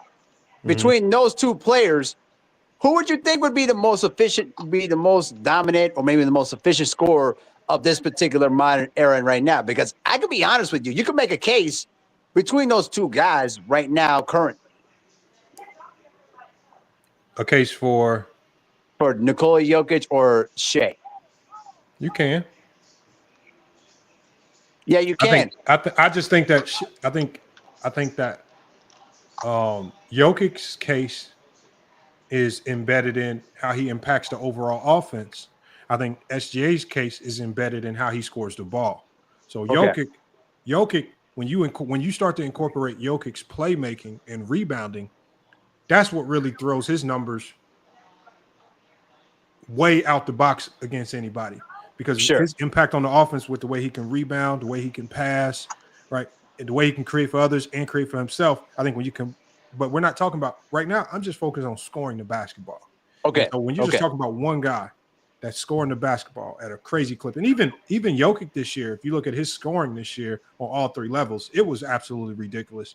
He might not have had the mid-range volume that SGA had, but Jokic, I mean, definitely has a case. But I think Jokic blows the door wide open when you incorporate his whole offensive bag. So I think Jokic definitely, but that's why I talk about Jokic potentially having a top 10 case all time, because what he's doing is historic as well. I just think that with SGA, especially with all of the comparisons to Jordan and Kobe, and we can just focus in on scorers and not necessarily offense in an entirety. I just think that when you compare him as a scorer and his best scoring season to that of Kobe or Jordan's, I believe this year with the efficiency, the volume, the versatility, and what he did it against, that's all unmatched. I mean, the versatility, being able to score out of the ISO, the pick and roll, the post, in transition, all at elite levels. We didn't see that from the Kobes and the Jordans. From the Kobes and the Jordans, we didn't really see them operate a ton out of the pick and roll. So they were never elite in that, right? They were elite mostly in the mid-range to the post. And in transition for Jordan, I wouldn't say transition as much for Kobe. But can I ask you a question though, real quick? And actually let me throw this out there. Let's throw Michael Jordan's 95-96 season and try to compare it to SGA's in terms of overall scoring. And let's go off of that. I just wanted to see out of curiosity, just for fun. All right, I'll type that in. And while I type that in, we can go ahead and go to Go James Kingdom. Yep, Go James Kingdom, what you got on this?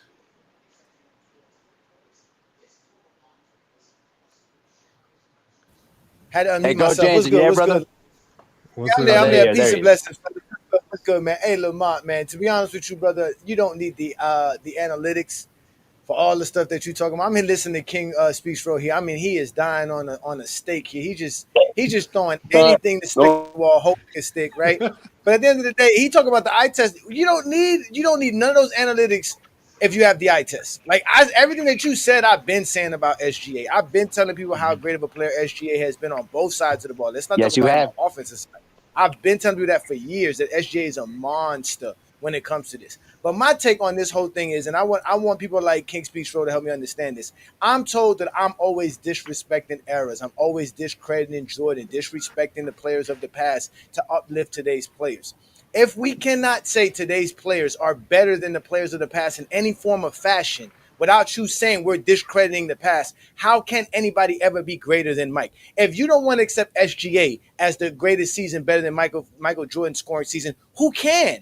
Like, that's the point. Like, you guys don't want to accept nothing, whether it's the stats, whether it's the eye test, no matter what we bring you, you guys refuse to accept anything. You just want us to say no one could ever be greater than Michael Jordan in anything at all in basketball. That's just it. Mike's untouchable. Like, we can't say somebody could dribble better than Mike, somebody could shoot better than Mike, somebody could play better defense than Mike. Like, we can't do this.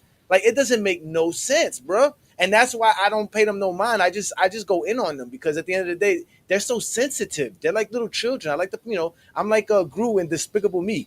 I'll take the ice cream and just dump it on the floor in your face just to laugh at you. Because you're like a baby. We can't even talk about SGA being better than Mike. We really can't do that, y'all. Like, we really can't say, yo, this is the best we've ever seen. Oh, all right, let me share this. Can I get a quick 10-second response? Because just hold on, let me share this for Mahari real quick, and then I'm gonna let you go, King Bro. All right. So I'm gonna zoom in, Mahari, so you can see it. All right. Got you. All right, hold on. Let me zoom in.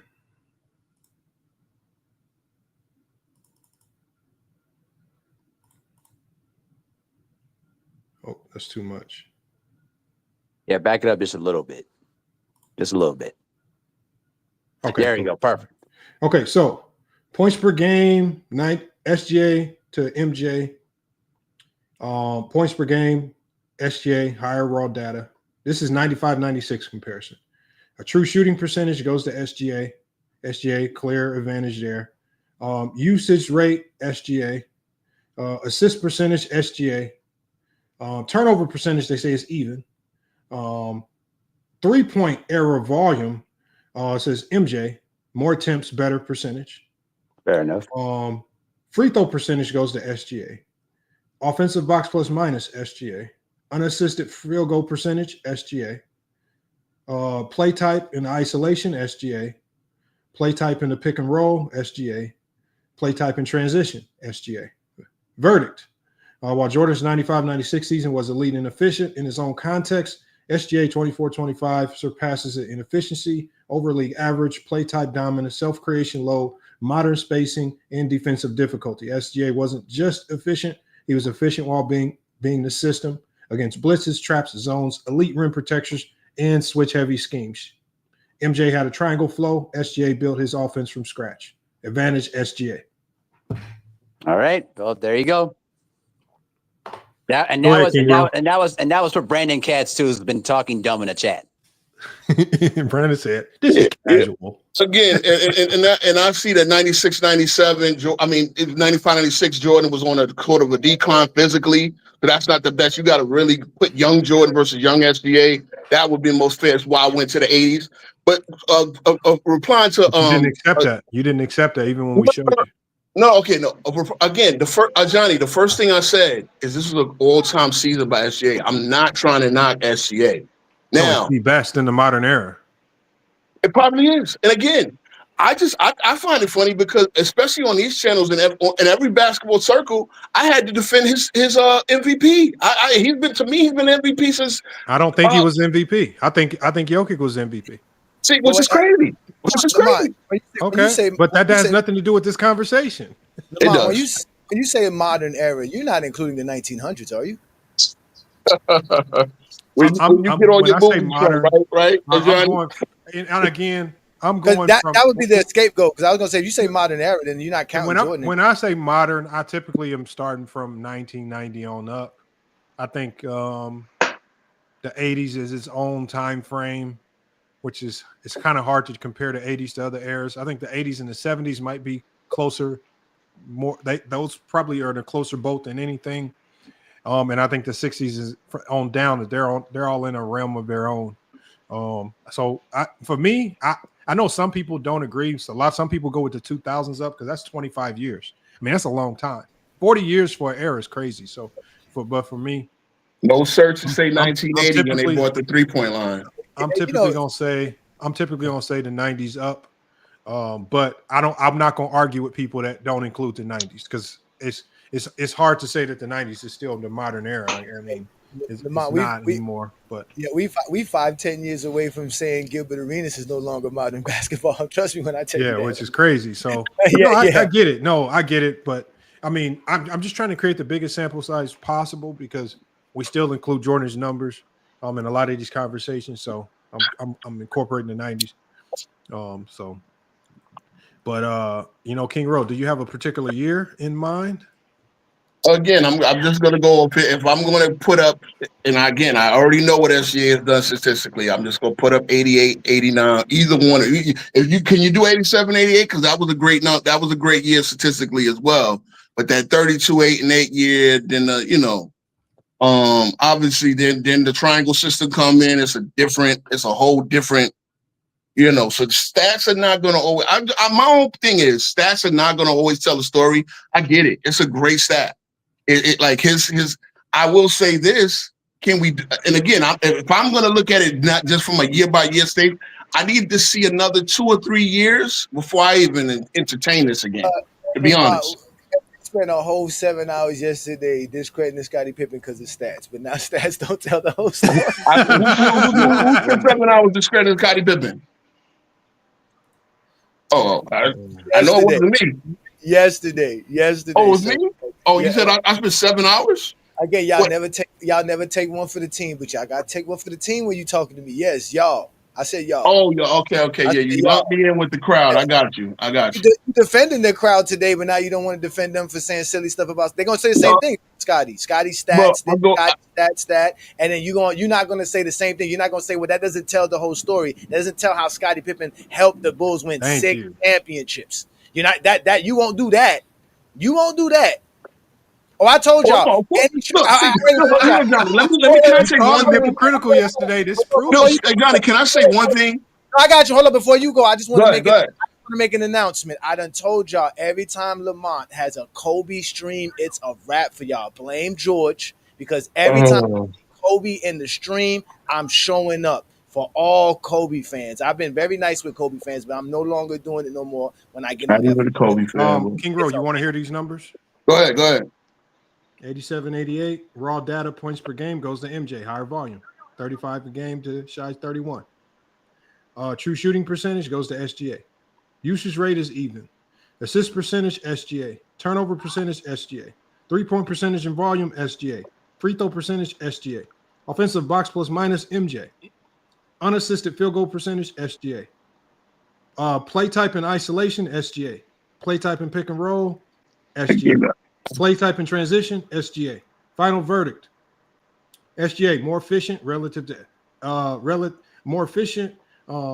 relative to league, better perimeter threat, shot creator, low turnover rate, far more efficient in the pick and roll and modern play types.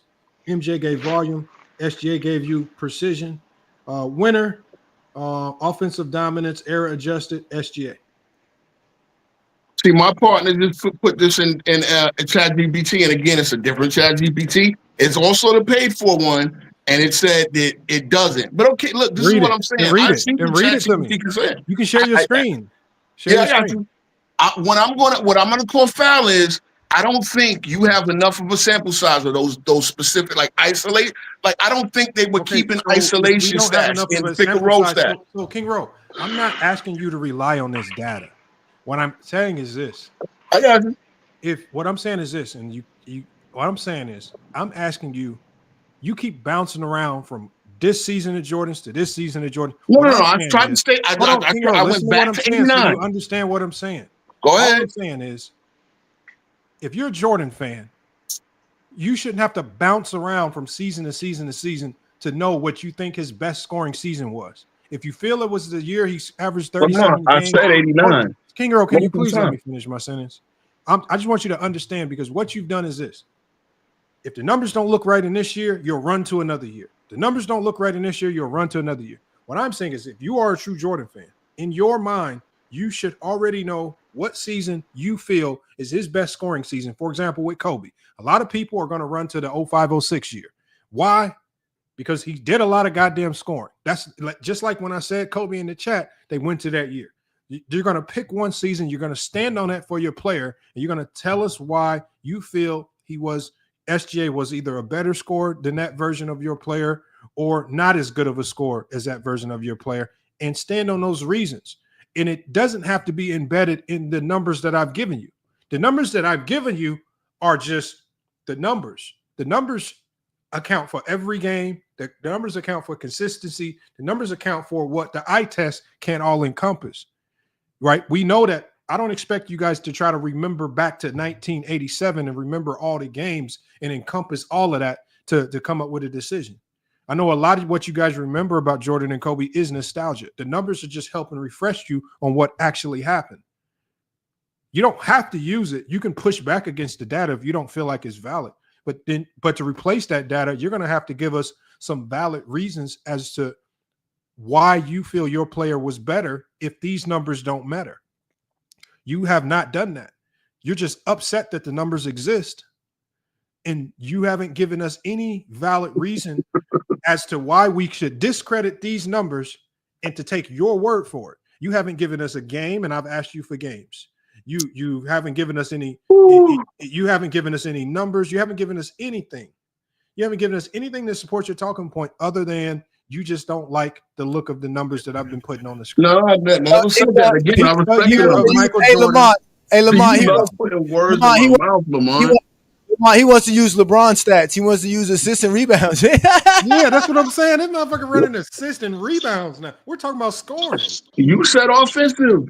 Again, you said offensive. I know. Hold on. Hey, Johnny, have I been very clear about this being about scoring?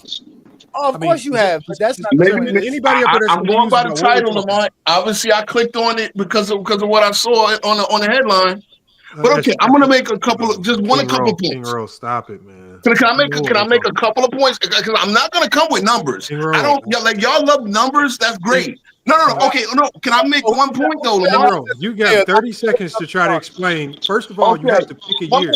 Year? Number one, there's a reason why I'm saying we need to see more seasons like this from SGA. Because here's the deal, right? SGA has been on the ascent.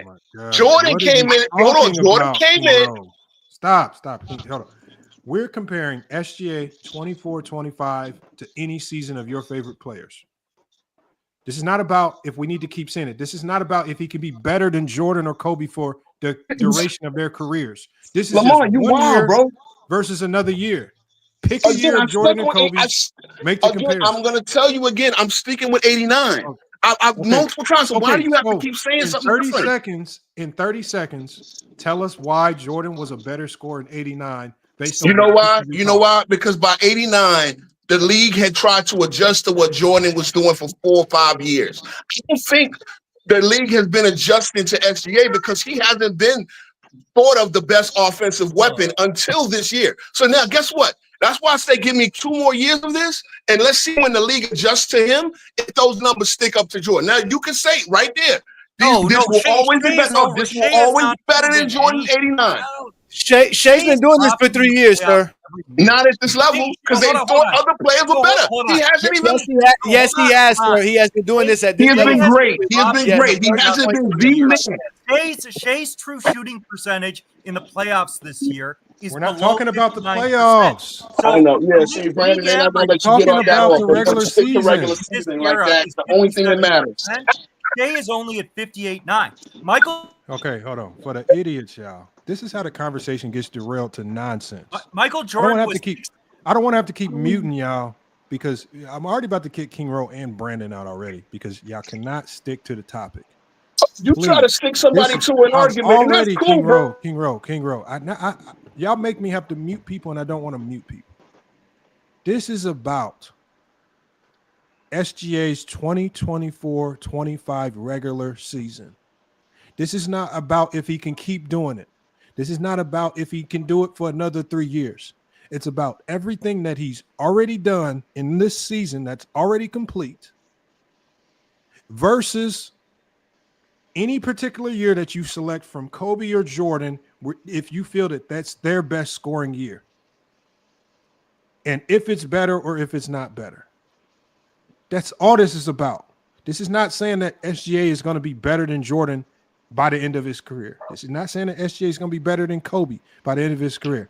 This is just about one season scoring the basketball, not as a complete player, just scoring versus Jordan or Kobe's best scoring year, what is your case as to why that particular year is better or worse? This is not about all of this other stupidity. It's not about the playoffs. It's just about one regular season versus another regular season. If you cannot stick to that, then don't come up here because you're just wasting our time. And there's people up here that haven't even got to talk. Brandon's come up here, hasn't even asked to get his turn in, and is just trying to overtalk. We got Juan Boy, we got Anime Magna, and we got Alpha, who have not said a word, but King Rowe and Brandon just want to talk about a whole bunch of stuff that's not even in the topic. Wait your turn, Brandon. I'm going to let you cook. But we got to go to Juan Boy next, who's been patiently waiting. Can we stick to the topic and not go to stupidity because you're mad about the topic? What you got for us, Juan Boy? If we're just talking statistically, you got to look at the efficiency, especially when it's related to era. And I'm going to go a little bit further because I want to know what these seasons have produced at the end. You know what I mean? So when Jordan went out there and averaged 37, 35, or whatever he's averaged, what was the end all result on all of that? You know what I'm saying? You could at least say in SGA's best offensive season, he's been the MVP and also took his team to the NBA Finals. Yeah, and he played nobody. But Juan Boy, this is not about the playoffs. It's just a regular season. So if you want to say he had a great regular season, that directly ties into it. The 68 wins, I'll give you that. And but getting to the finals I don't think what he's doing in this finals has nothing to do with what he was able to do in the regular season. But the 68 wins on top of what he was able to do as a scorer, that just shows to me that his scoring and how impactful it was, the versatility, all of his numbers basically topping Jordan or Kobe in any of their best Thunder won years. 68 games. It just lends credibility. I'm just talking to Juan Boy right now, Brandon. I'm gonna come into you after I get through the others, man. I'll do it. You don't have to overtalk. I got you, Brandon. Okay. Just one stream where you're not going rogue and AWOL. Go ahead, Juan Boy. But okay. So if we're gonna stay on topic, then you can also say that even in SGA's best scoring season, he led his team to 68 wins. Whatever Jordan's highest efficiency was, he never got to 68 wins in the regular season. Now, when you look at the just raw data, because again, I think when you go to the 68 wins, if you want to say that, okay, that helps his scoring, that helps us understand that his scoring was a bit more impactful, but that's still about team as well. If you look at just as individual scores and what they did as individual scores, what year do you feel? I mean, do you feel that this year's version of SGA surpassed the best scoring years of Kobe or Jordan? Any individual year that you can find for either one of them two? Yes, because like I said, we've seen the end results of what Jordan. We at the end of the season, Kobe was they didn't even win 50 games when he led the league. In the season he scored 81. They didn't even get it out of the first round. They blew a 3-1 lead when he led the league in scoring. His second best player was Lamar fucking Odom, you clown. That's still team. That's still team. Let me go to so yours is embedded in the end result of the regular season, which I can't knock that. I probably wouldn't tie personally, I wouldn't tie it directly into the regular season result. I'm still going to take it from a more individual standpoint, but I can get that is still a strong point because the 68 wins is not too many teams in NBA history have gotten their team this over 65 wins. He was able to do it with also while being this level of a scorer. Let me go to Alpo. Alpo, what you got on this, man? Did Michael Jordan win MVP when they won 70 wins? When they won 70 games? What year are you referring to? Was that 96? They won 72 games. I believe he was the league MVP, yes. So you think as this year SGA is better than that Michael Jordan? I'm not a Michael Jordan fan. If we're just talking about scoring the basketball, and I put it back on the screen, you might not have you weren't up here when we put it on the screen. As scores that year, right? Yeah, just SGA that year. Yeah, SGA this year versus Michael Jordan 95, 96. 96 was nowhere near Jordan's best year scoring. Okay, so No, I'm this just is the year asking that he because we selected. we Who talking cares about what you win. say We about talking about 96? winning too. We talking about winning No, too. hold So on. No, he you can led his tie team winning. to 70 Hold on. wins. So that's Hold on 1 second. In 95, 96 as a scorer, SGA, this is the data, right? Oh, God. SGA averaged more points. The data. Higher true shooting percentage. SGA had a higher usage rate. SGA had better shot creation. It was even in turnover percentage. They actually give Jordan 3-point percentage based on relative to error. right. SGA beats him out in free throw percentage, Damn. offensive box plus minus, unassisted field goal percentage, isolation scoring, pick and roll scoring, and transition scoring. He Damn. beats him out in all of those. So Jordan only has one category. Oh yeah. Well, yeah. That's Now, what I was. now, Because if you want to say that the 4 more wins, the 72 wins to the OKC 68 is what makes Jordan scoring better. Okay. No, I don't I'm know if not it's very saying that. strong. I'm not a Michael Jordan fan. I'm not saying. I was just asking a question because y'all brought winning into it too. No, Because he won I just told Juan Boy, I said be very of the winning because the winning is team, which Right. we can easily say that Jordan in 96 had the best team in the NBA and Gilgeous-Alexander this year also had the best team in the NBA. So I Right. think when you talk about, I think that's kind of a wash there because we're talking about both players who were on the best team in the NBA Right. with the best help, right? Oh, okay. I was just And so I think that's the word. So then since it's a wash there, since they both had very similar regular season results, now we got to go to the raw data and the stats. And when we go to the raw data and the stats, that's where in 95, 96, I feel that SGA topped Jordan. I personally feel he topped Jordan, even with the eye test that year, because as King Rowe has mentioned, Jordan was on decline. It wasn't the same Jordan, but the numbers also supported as well. SGA just outpaced him in every imaginable number for versatility, offensive creation, even raw data. Just outpaced him in everything. well. I If asked you want to that. use 95, 96. I used that year for Mike because that's the most wins that they won when they won a championship. So yeah. And I think ultimately comes down to the conclusion is if you feel that that's Jordan's best scoring year, is it better than SGA in 24-25? No, not about a number. The numbers don't show it. Then hell no. No, will you allow me to reiterate?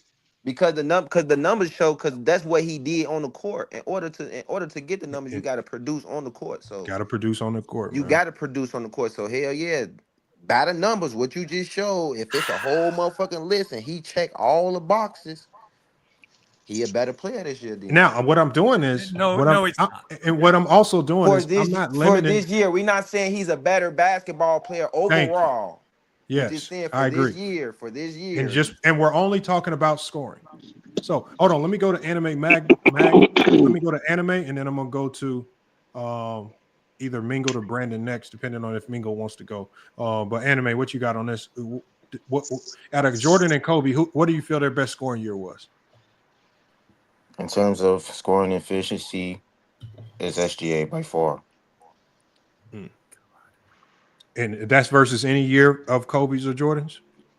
They far surpasses any of Jordan's years, in my opinion. These people didn't watch basketball before 2000. This is Okay, Brandon, you'll have an opportunity to go, man. Anime, he ain't been talking for nothing but 5 seconds, Brandon.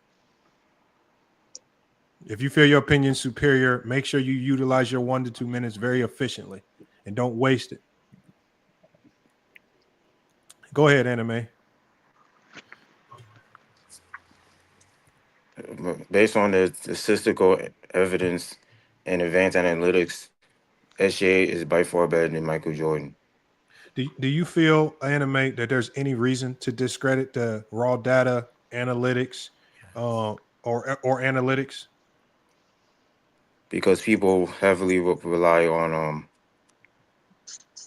the eye test instead of looking at the stats, and the stats prove. No. What I'm saying is, there's going to be some people that, like obviously, like King Rowe. I don't know why he left. There's going to be just some people that are going to pretend as if the raw data and the analytics aren't as valuable. They don't mean anything. That we're getting fooled by them. Is based on what you know about the game of basketball.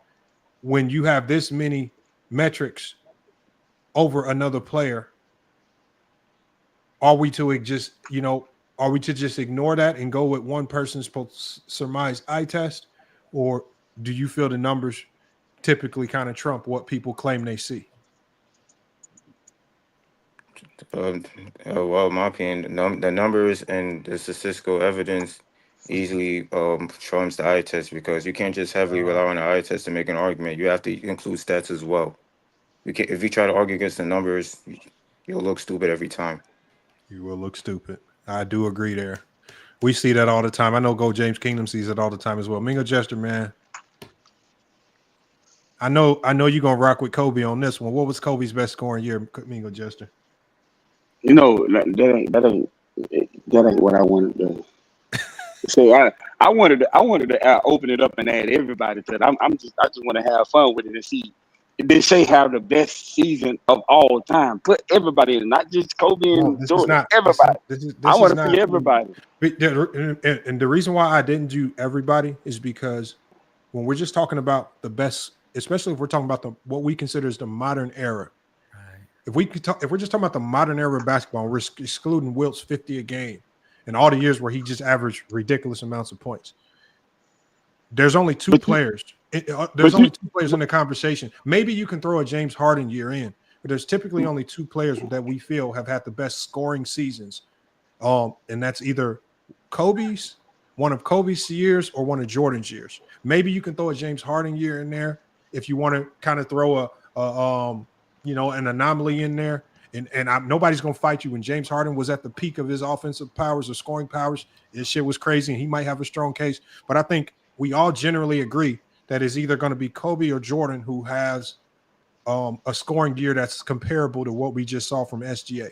Like, you're not going to see it from Steph because you're not going to see the consistency across the board in all of these categories. You're not going to see it from – we go down the list of all the great scores. It's typically going to belong to Jordan or Kobe. That's why I relegated to those two. These are the two of the greatest scorers of all time, and they've given us seasons that we can easily identify. Why not LeBron? Great scoring LeBron is a great scorer.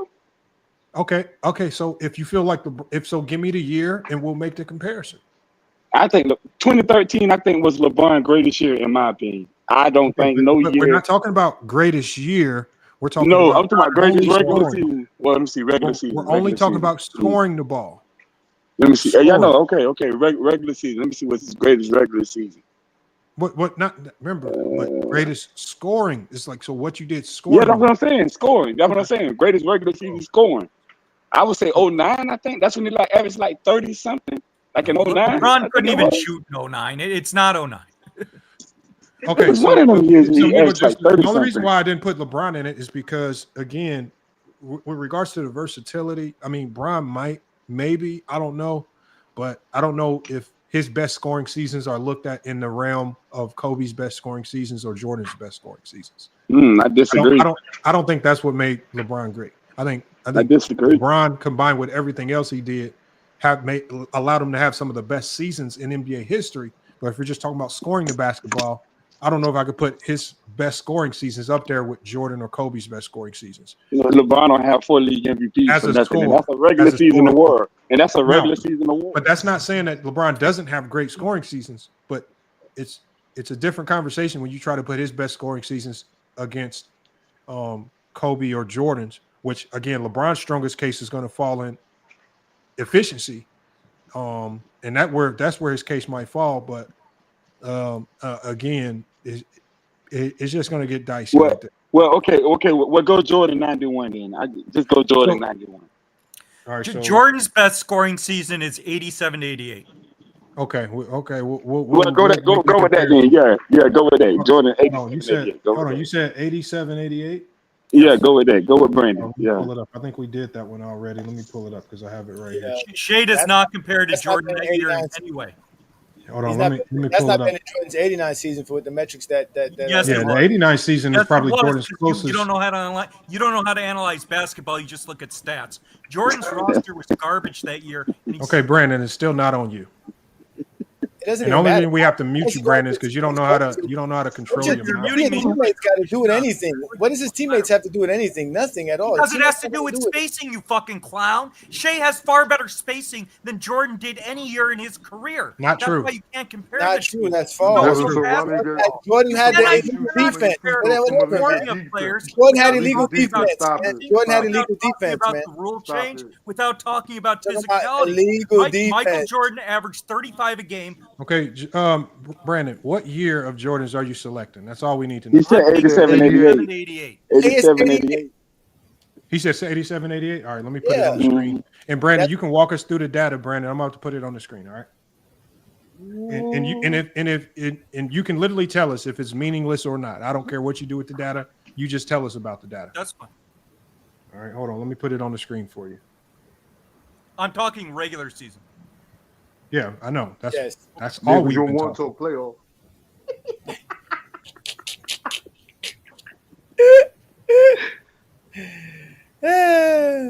And the funny thing about it, you talk about, oh, Jordan had this, that, and the third. SGA don't have no major free Oh, agent please. signings. He's got fucking They Chet, built- Jalen Williams. He He's got was a Ethan draft Wallace, pick, just Alex like Horace Caruso. Grant and Shai Scottie hasn't. Pippen. They No. were Okay, draft I'm so They were fucking sick draft of this picks. clown ass shit. I'm gonna read the starting lineup. The Chicago Bulls. Okay. Nobody Hold on. cares Why about starting do lineups, why do man. y'all try Hold to on. get I'm Brandon gonna read started the with a whole starting bunch of stuff lineup that the does Bulls not had matter? when I Jordan know it Your don't team matter. does not matter.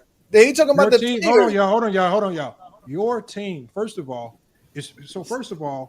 Always bringing up Jordan's teammates. it's like let me help y'all out. No, Don't Jordan go had to decent team. teammates, but he had no space. Okay, Brandon, hold on one second, y'all. Don't go to team defenses or all that data. That data's already been pulled. SGA saw far more double teams. He saw far better defenses. He saw The far rules more are different zones. in this era, They even Lamont. went It's down to not- calculating. Please hold on one second, Brandon. They even went down to calculating how quickly The the physicality help is different. The rules are different. Okay. They even went down to calculating how quickly the help rotates towards Shai when he touches the ball. I mean, I showed y'all this in the beginning. I mean, do I have to show you again?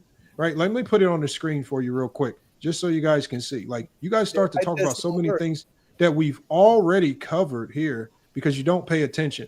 Like, you just saying things were better back then is just you saying that. It's not true. When we say error in defenses, SGA saw zones 20% of the time. SGA versus the top 10 defenses in the NBA shot over 50%. Swarm frequency, every time he touched the ball, according to Synergy, the swarm frequency was very high. When Jordan touched the ball between 88 to 91, the swarm frequency was very low. This also, crazy enough, is we see this when we play the film. Help recovery time. When Shai touches the ball and makes his move, they seeing help defenses rotate in 1.1 seconds or less. Jordan, it took 2 or more seconds for anybody to even move or rotate, giving them more time. So when you talk about more space, well, illegal defense is what manufactures space for Jordan. He didn't need shooters because the illegal defense gave him space, right? Teams had to deploy one guy, and it was harder to send more help. So you talk about slower athletes who rotate slower, who are also inhibited by the illegal defense mandate. So it says from 88 to 91, Jordan saw zones essentially 0% of the time. He shot 47% versus the top 10 defenses in the NBA from 88 to 91. Swarm frequency low, and the help rotations took two seconds versus the best athlete in the league at that time, 2 seconds. Defenses recovered much faster versus Kobe, right? But the fastest we've ever seen defenses rotate was in this era versus SGA. And not only did he see more defenses, more that can do more because they're not inhibited or prohibited by any rules. He's seeing more zone, he's seeing more swarms and blitzes and things of that nature, and he's shooting and scoring at a higher level in almost any particular manner that you can see, from isolation, from pick and roll to transition to even post. He's scoring more points per game than all of these guys. So no matter how you try to categorize it, even if you want to incorporate defenses, which I feel that's even unfair to even go down that lane, SGA still usurps Kobe and Jordan if you want to insert those nuances. Now, this is the raw data associated with it. If somebody wants to come up here and talk about what defenses Jordan saw, Well, you better be coming with some really good video, because I'm not believing anybody's eye test from games that were played in the 80s. So, Brandon, when you talk about these games of the old, just let me know what year you're talking about. I'll pull up the game and we can play some film of what it looked like. And we'll see. And y'all get mad every time I start playing film of these old games. Y'all get mad. So if you want to do the eye test, I have access to get the games. Don't say a game. Don't talk about things if you don't want me to put it on the screen. Stick to the raw data. If sticking to the raw data is what gives Jordan his best case. There's a way to frame this for Jordan if you stick to the data. But if you start incorporating all the other bullshit, it just separates SGA farther and farther away, right? The unassisted ISO points separates him farther away, right? If you want to get to the nuances of this, the play type and versatility separates him farther away, right? The analytics separate him farther away, right? The shooting percentage, the efficiency and volume separates him farther away. There are ways for you to frame it without going down roads that are just going to completely decimate your talking points. Don't decimate your talking points because you want to deal in nuances that you think we can't prove because we won't go get the film. I will go get the film, right? And one person's opinion is one person's opinion. Ain't nobody came up here and said, King Rowe, your opinion is stupid. You're a fucking idiot. Brandon, you call people all these names and you have very, very little to give to the game of basketball, nor do you say anything that's actually impactful. You got about 2 minutes, Brandon, to actually say something that's going to help us out, because the ad hominems, nobody wants to hear you come up here and just talk shit and cry. We're trying to get real basketball talk. Get to the real basketball talk. All right. That's all we want. Okay. I like Shai. His season does not compare to any of Jordan's best seasons for several main reasons. Number one, you have to look at efficiency relative to era. When you look at Jordan's efficiency... Here you go. Didn't we just do efficiency relative to era? No, you're just fucking muting me 4 seconds in. I want to get my... Yeah, let's remove Brandon again. Just to save you some time, Brandon. We did efficiency relative... Hold on. Just to save some time, Brandon, King Rowe said the same stupid thing. And when we did all of these stats relative to era, SGA was still on top. So pick a year and we'll do all of the numbers relative to era. So to save you some time, Brandon, don't tell us in general, pick a year of Jordan's and we will pull the data up relative to era to show the people, as opposed to going off what you claim it is. I can put it on the screen. What year? I just said 1987 to 88, Jordan's efficiency relative to era is better than Shai's. Jordan's a better post player. He had worse spacing. Jordan had a complete garbage starting lineup in 87 to 88. He had absolutely no spacing. He was still more efficient relative to era than Shai. Shai is a good mid-range shooter. That's okay. Let me share my screen. He just said don't bring up team. Don't bring up team. Hold on. Let me share my screen. Hold on, y'all.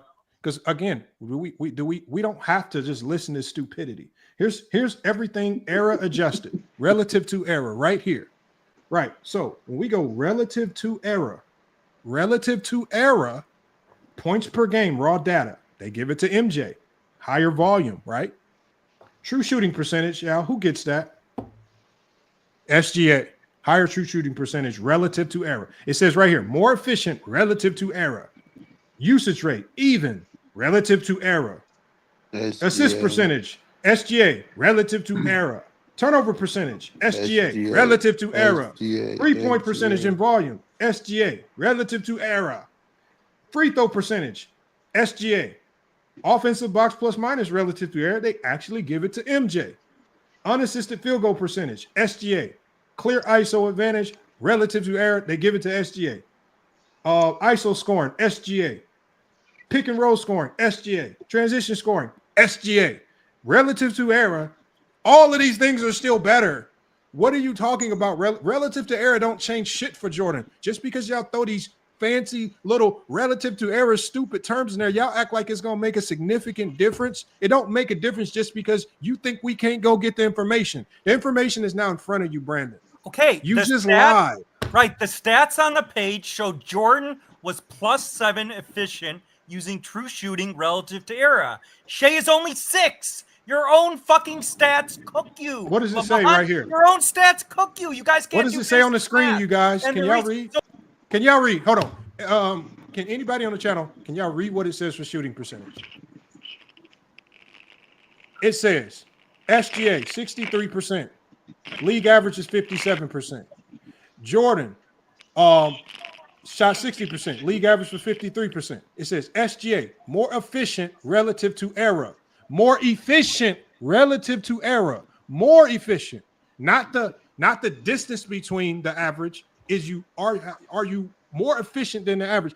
He's more efficient. It says it right here. SGA more efficient relative to error. More efficient relative to error. Don't know how you want to slice that.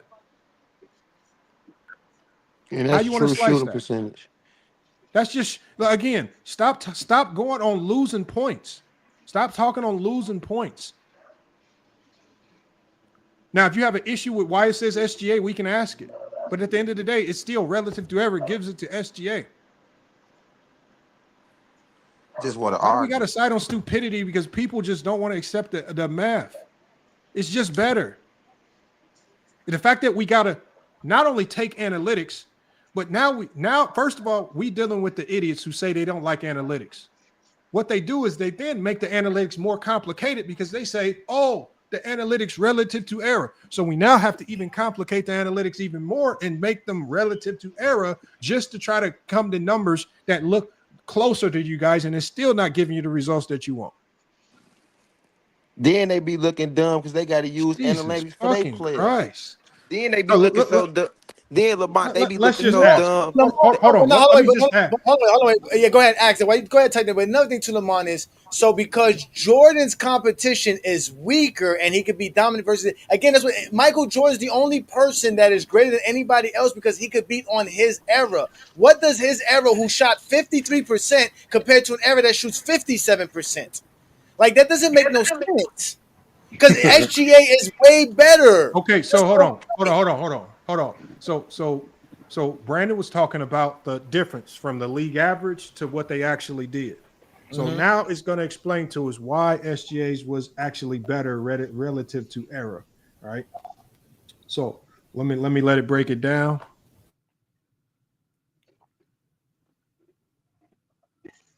Okay, so here it is right here. So it says true shooting percentage accounts for field goals, 3-point percentage, free throws. Hold on, it's still loading some stuff in, y'all. Okay, here it is. It says, what really matters is how much more efficient the player is than league average at the time. This tells you how dominant a player was relative to their peers, which is what matters most in cross errors. It says the numbers. So it says right here, SGA, 63%, league average 57%, plus 60 points. Jordan, 60% to the league average of 53%, plus 73 points. So at first glance, this is for Brandon. So it literally says, so at first glance, Jordan has the edge by 73 to SGA 60, right? It says not so fast. In 1988, defenders could be far more physical, yes, but there was no 3-point threat or need to guard spacing. MJ took fewer high difficulty shots like deep threes, side steps, pull-ups, pull-up triples, etc. MJ's mid-range game was guarded one-on-one without complex modern help schemes. In 2024-25, SGA faced elite defensive help, drop coverage, heavy switch schemes, gap pressure, blitzing, pick and rolls, defensive schemes specially designed to shut down creators like him. And he still maintained a 63% true shooting percentage on high usage, which is almost unheard of in the modern game. Efficiency plus the difficulty of shots, SGA's efficiency comes while being the offensive engine. A lead in the pick and roll, isolation transition, creates 85% of his buckets unassisted, shooting a modern shot diet, mid-range pull-ups, tough twos, floaters, and threes, still posts 63% true shooting on 31 points per game. Conclusion. While MJ's gap is technically higher, SGA's plus 60 in today's game is more impressive. That's why it gives it to him. So, again, you can choose to disagree, right? But the way the game is played today, which, again, this is something that a lot of you guys always try to push back against. The game today is harder. It's more difficult. It's better. Defenses have more weapons. Players are bigger, stronger, faster. It just is what it is. Jordan did not face what SGA faced. Jordan did not see the defenses that SGA saw. Y'all want to pretend like these guys were killing Jordan? They couldn't touch Jordan. They couldn't breathe on Jordan. Jordan lived at the free throw line. But SGA's a free throw merchant, and Jordan's not. Stop it, y'all. Stop it. So we're going to give Brandon one more chance. Okay, you can't name a single defense Shai played as good as the bad boy Pistons. Michael Jordan was far better in transition, far better attacking the hoop, and this is Michael Jordan's starting lineup. This is the spacing he had in 87-88. Michael Jordan was playing with Brad Sellers, Dave Corzine, Sam Vincent, Charles Oakley. Grant and Pippen were rookies who barely gotten in time. Michael Jordan was more efficient relative to era with less talent, weaker spacing, and against tougher defenses. Chicago was playing a Knicks defense, a Celtic defense, a Pistons defense. Shai's playing nobody. Shai has elite spacing, better teammates. He's facing weaker defenses. The other thing that you and Chat DumbBT are missing is the defensive strategies are much more sophisticated now, Lamont, than they were in the 80s. So when you talk about how you talk about how the defensive strategies are more efficient now than in the 80s, well, the offensive strategies are much more efficient too. Again, if Shai played in the 80s, with teams could close out on shooters in the 80s. They could step under them. You could do what Bruce Bowen used to do to Kobe, what Jalen Rose did to Kobe. If you did that to shooter, so my only question, so just so you can get through your soliloquy, is how do you account for the illegal defense, Brandon? Because the illegal defense, first of all, number two reasons, and Johnny makes this dumb point as well. Number one, how do you account for illegal defense? Because there was no front court spacing and they didn't enforce the rules consistently. And so the spacing was far worse in the 80s and 90s than it is now. What evidence do you have to support that they did not enforce the rules consistently? I watched the game. Lamont, what game did you watch that we can reference back to? I guarantee they called it in the game. I guarantee you they called it. Lamont, was it easier? Give me one game. I guarantee they called it. This is such a fucking clown fest. Give me one game. Since your eye test, since we got to believe your eye test, give me one game. Lamont, I'll go pull it up. Easier to Give me one, Brandon. Put it in the private chat since you can't see. What y'all want to do is y'all say y'all saw these things. I want to go look it up, Brandon. I want to pull your card. Tell me what game to go pull up, Brandon. Lamont, tell me the game. What I want to do is, hold on. Let's just do it. While we talk, what I'm going to do is I'm going to pull up a random Bulls game from 87, 88 year, and we are going to look at the spacing. Was it guys just being bad players? Or was Jordan getting guarded one-on-one primarily because the illegal defense stymied and stifled teams? Are y'all really telling me that if teams could really cheat the system and go double Jordan and go sit in help gaps, they wouldn't have set in help gaps to stop Jordan? If they come on, man. This is just every time I show footage from those. Why does everybody's take got to be embedded on what they think they remember from the 80s? And they never did. They never saw it. But like, all I asked y'all was, if you're going to reference the 80s and you're not going to use numbers, then you need to be telling me what game film to pull up, because I'm not going off none of y'all's memories. None of y'all can't remember what y'all did last week. And I'm supposed to trust y'all memory on a game from 87. Y'all didn't watch. Y'all were watching on very grainy TV sets. You didn't get very good image quality, and I'm supposed to trust what you saw in 1987 on some TV set that you weren't even getting 360p quality.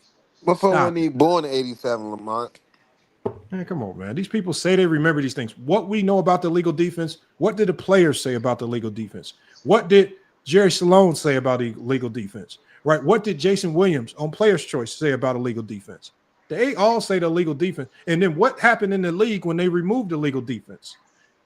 As soon as they removed the legal defense, every defense in the league got significantly better. So much so that nobody in the fucking league could score for years. That's how that's how much illegal defense was holding the league back. That's how much it was holding it back. That once they got rid of it, nobody in the league could score. We had some of the lowest scoring games ever in NBA history when they removed illegal defense. But we're supposed to pretend that it didn't have an impact on Jordan. Does it take away from what Jordan did? No. Did it significantly aid Jordan in being able to score? Yes. Jordan himself said to the league, if you allow teams to zone up, it will impact my individual ability to score the ball. I didn't say that. Jordan said that. Grant Hill said that. Tracy McGrady said that. All the people that were begging the league to keep the illegal defense were saying, if you allow the zone in, it's going to impede our ability to score the ball. Come on, man. And They don't like to hit. They don't like to hit that shit when you talking about their favorite player. Nah, they don't, because they know what they know zones like the 2-3 is all the stop. And see, this is when Brandon says stuff like this, he's hoping that y'all are stupid. The lowest scoring games, when there were low scoring games in the 90s, Rod Thorne exposed it. Rod Thorne. It was the late 90s too. It wasn't even early 90s. Yep. Rod Thorne said the games are becoming low scoring because he said teams are strategically manipulating the illegal defense rule and the game is coming to a bore. What they're doing is they're literally spacing everyone else out so wide that it'd be easy to see if anybody was illegal, giving the ball to their best player on one side of the floor, allowing them to work almost to the end of the shot clock on every single play. Rod Thorne said that teams like the Knicks and the Jazz, there was a lot of teams in the league that were manipulating the legal defense rule, making the game boring. They were slowing the game down too much. This is why you had a whole bunch of people standing around watching a superstar. Think about how the game was played in the 90s. Standing around watching the superstar go to work. Look at the Knicks. Look at the Bulls. A lot of standing around watching one player go to work. This is why they removed the illegal defense. It had nothing to do with the quality of the defense. It was teams manipulating the rule.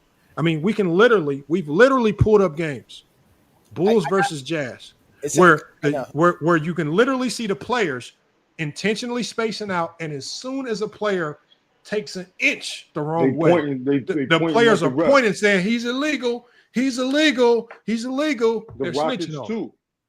So at the end of the day, when we have film to support what we say, there's too much film to support it. On top of Rod Thorne, his assessment, and the rules committee in their assessment in getting rid of the illegal defense. They got rid of it because teams were manipulating it, slowing the game down to a bore. That's why. They ass used to be. We got video clip. Can we just play it for them, Lamont? Look in the private chat. Hold on. Let me. Where's the private chat at? Yeah. They instill go look at your video. Go look at your video clip. The first you have it in there? I just put it in. Of course I just did. The first Friday night exposure on FYF was about this. Go ahead. Oh, here it is right here, y'all. Let's play this clip. Let me stop sharing my screen. Let's play. Jordan hustles it up court, takes it right of the lane, goes baseline, picked up by Buck Williams. And that means it's Grant in deep against Hobson, and they're illegal trying to cover out of it. Baseline left. He comes into Jordan in the left corner against Dennis Johnson. Artis is illegal. Finally, Jim Capers makes the call. Left to right up top. Paxton, right side angle to Michael Jordan. Jordan got about a grip. Jordan squares one-on-one. Fake left, go right to the base. Leap and lean, try to reverse, block. Get that shit out of here.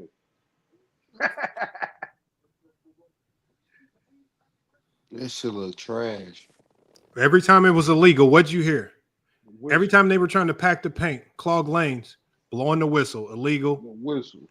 And the problem with the illegal defense was it was almost like getting a tech.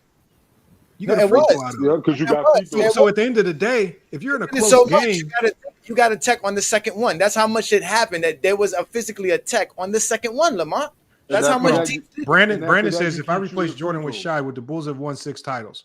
Brandon, go buy NBA 2K, and I want you to go simulate that. I want you to go simulate.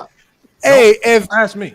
If Shea was on the Bulls in 1988, they would have never fired Doug Collins, and Phil Jackson would have never had a job.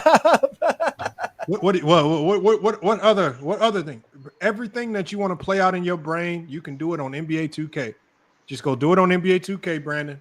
simulate it, come back, put it on Hall of Fame, and come back. He says, I'm afraid to answer the question. How the hell am I supposed to answer the question? That's not it.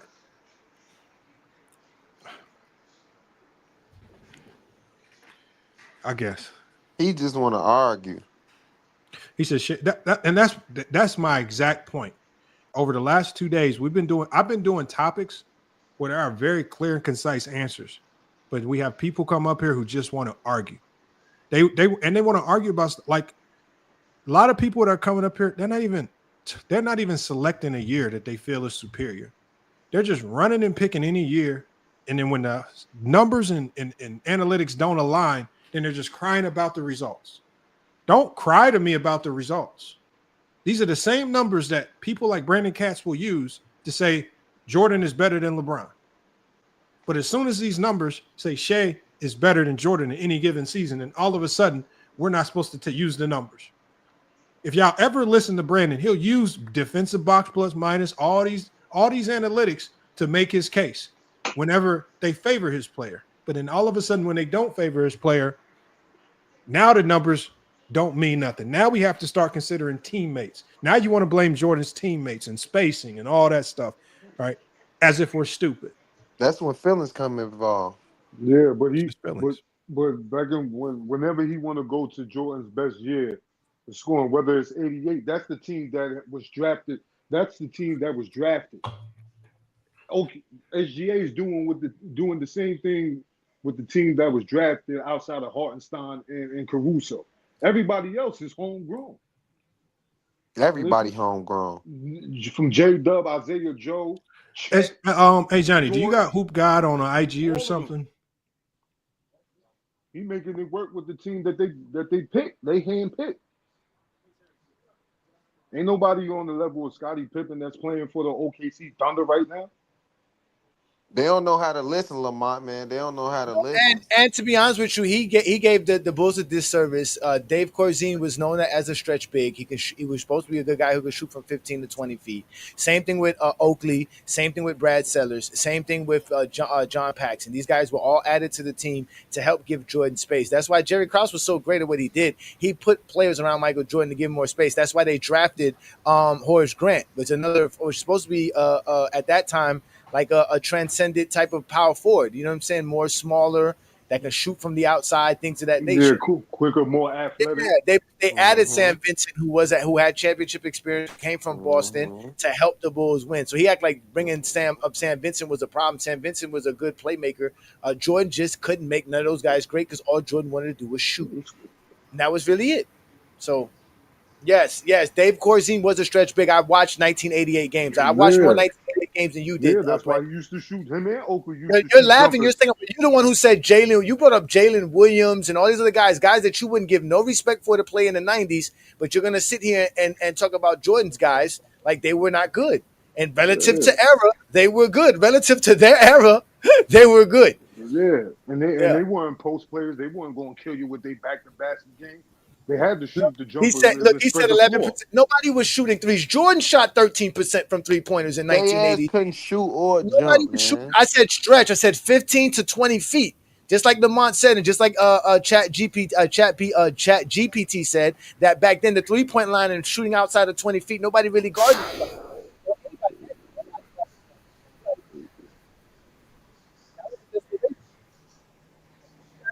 Yeah, he was giving them jump shots. We got everything here. This is why none of y'all can show up on FYF on Go James Kingdom with your nonsense. You can stay safe in the comments though, because we gave you a chance. You said 1988, and Jordan's 1988 season wasn't more efficient or better than SGA's. Yeah. That's just the truth. No Kobe either. You can't go find a season for neither one of them. There is no more spacing than illegal defense basketball, sir. None. It dictates the rules within itself dictates where you must be as a defender. That's more space than anything. There's no rule that dictates where any defender could be in today's NBA at all, other than being in the paint for 3 seconds, which in today's NBA is called the 2-9 guy. So that means guys are still in the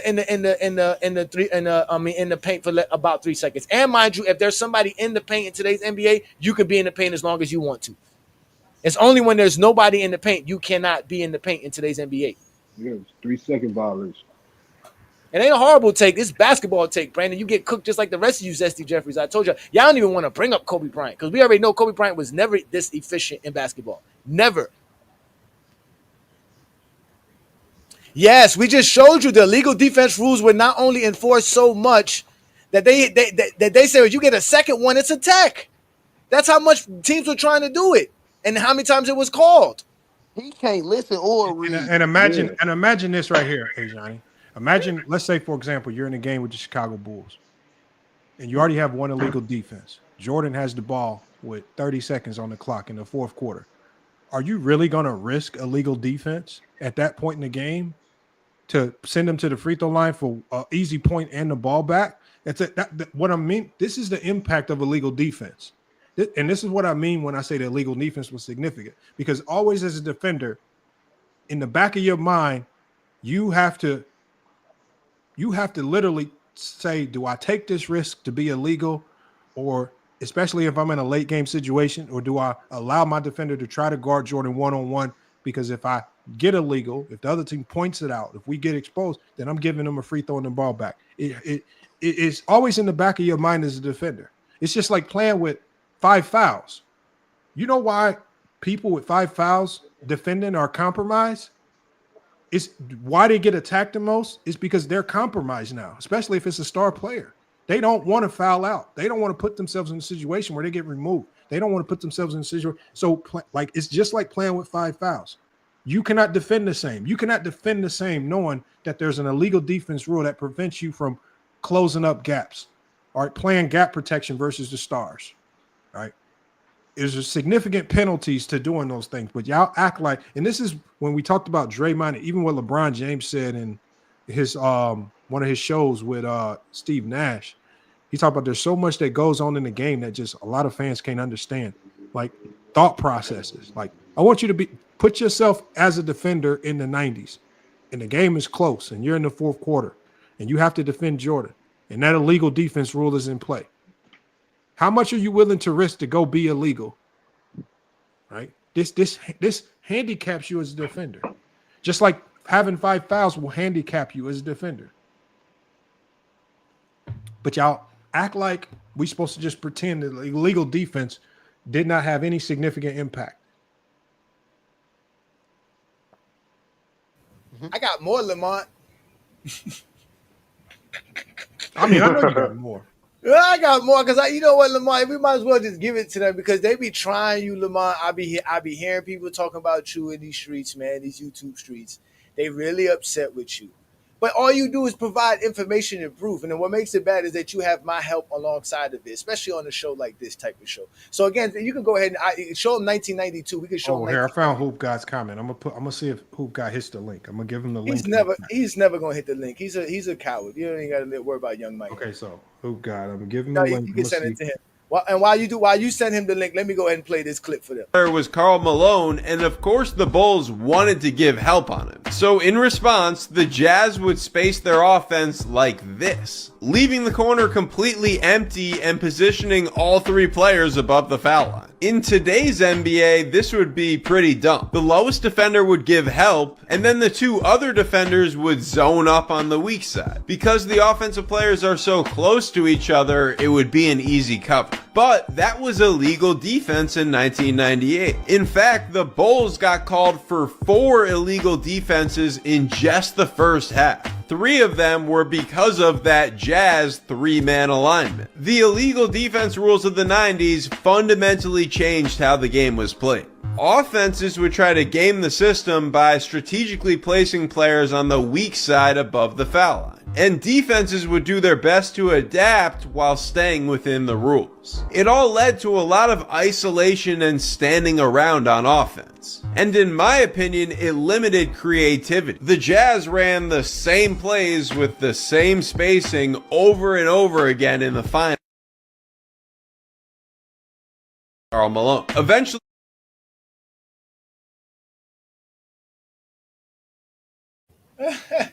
there you go, right there.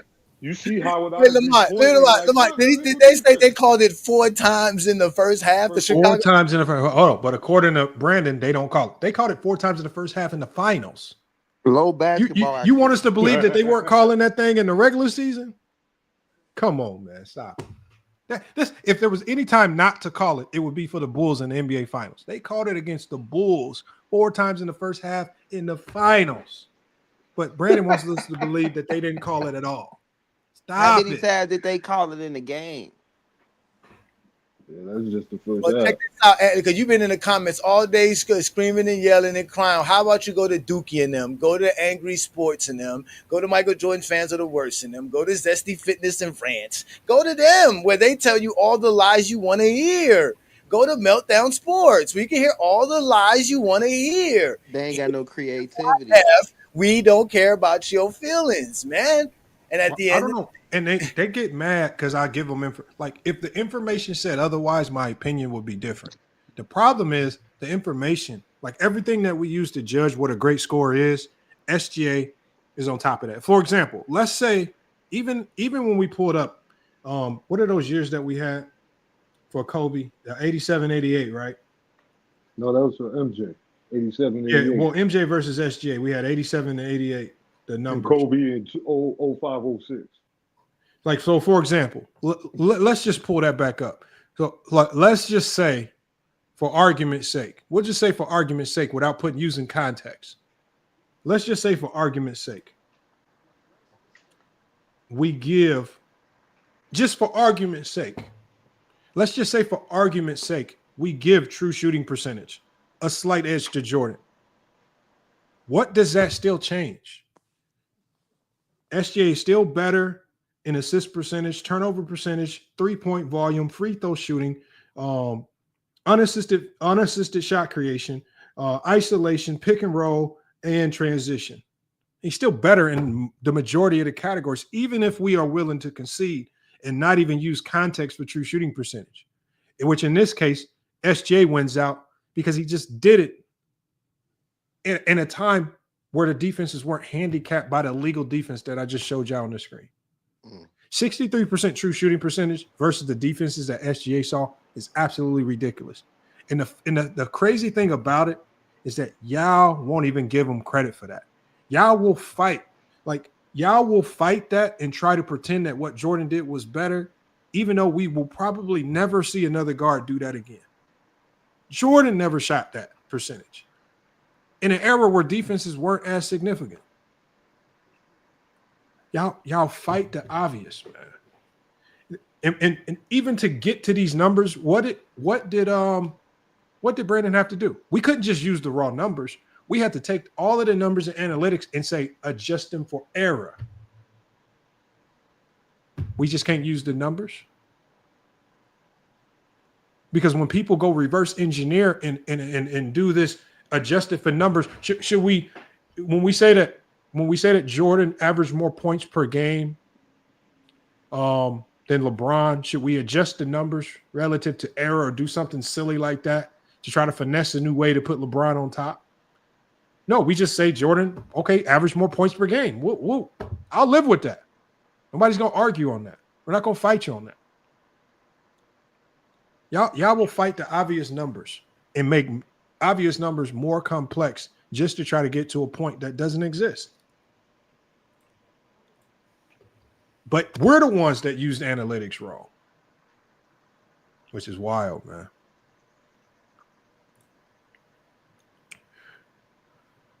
Peter Backjuice, the link is in the chat for you. I don't know why y'all keep saying drop the link when the link has been in the chat, man. They be scared of my man. They be bap. They don't be. I literally put the link in the chat like every 2 minutes, and then y'all will say, "Where's the link?"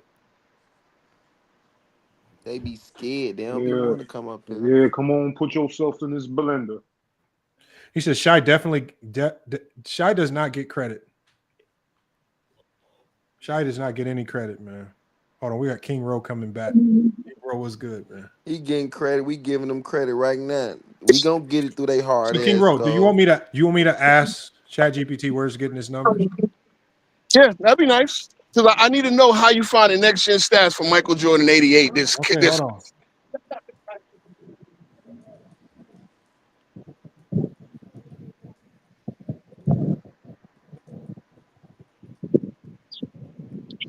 Okay. I'll put it on the screen here in a second. I mean, why don't you just pay for a Synergy subscription and then you'll see? But okay, well, I already got that, but I don't No, play you the. don't. See, hold on. First of all, yeah, me and my partner do got it. See, you think you the only one that's on some shit? Look, I know how it goes. I already browbeat ChatGPT and do my GOAT list the way I So who want it. does your You partner can do coach that. for? Who does your partner coach for? Say again. Who does your partner coach for? Who's he coach for? Yeah. Oh, I don't, okay. I thought you was talking about the ChatGPT paid version. So you first you asked me about ChatGPT. Now you're talking about a Synergy, whatever that is. Again, I need to know where you finding the next gen stats for Jordan. Okay, so when you pay for, hold on, so King Row, let me help you understand some things Go about ahead. ChatGPT. When you pay for ChatGPT, and actually I'll do a tutorial for you guys one day. But when you pay for it, there's something called plugins. So when you go to the plugin, hold on, King Row. When you pay for ChatGPT, what you can do is you can pay for plugins that link your ChatGPT to databases like a Synergy or certain databases, because there are some websites like Synergy or Basketball Reference that don't let ChatGPT do something called crawl their website to get data.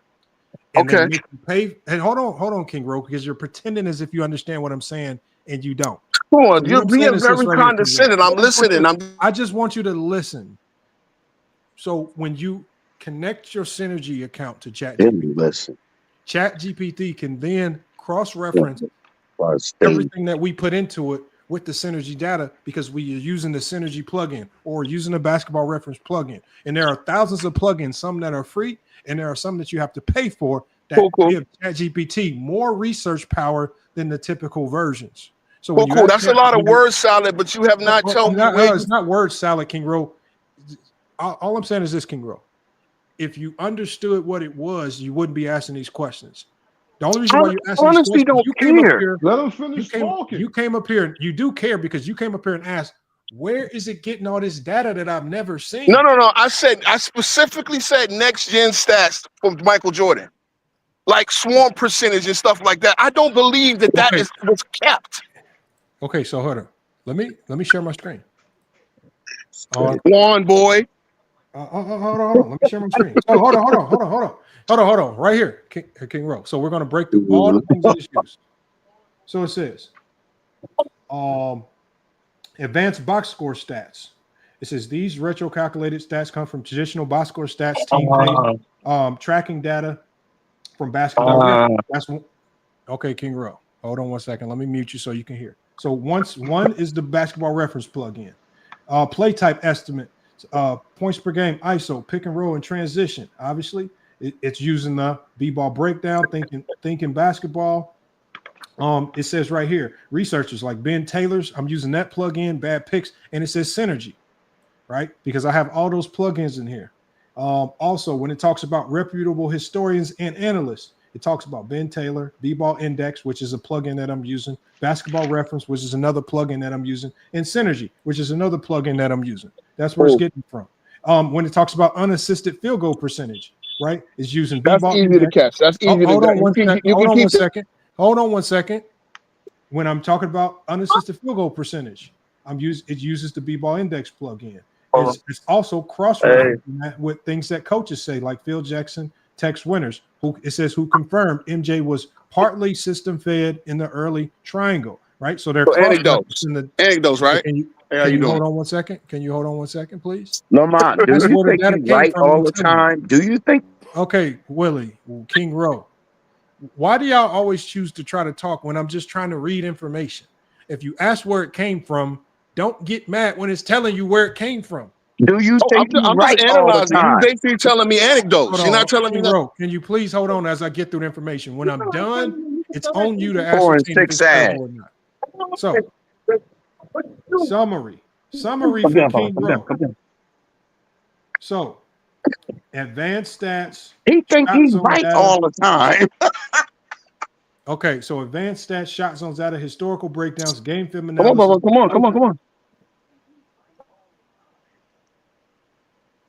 Coaching commentary, right? All of that combined lets us retrofit next gen logic onto Jordan's game.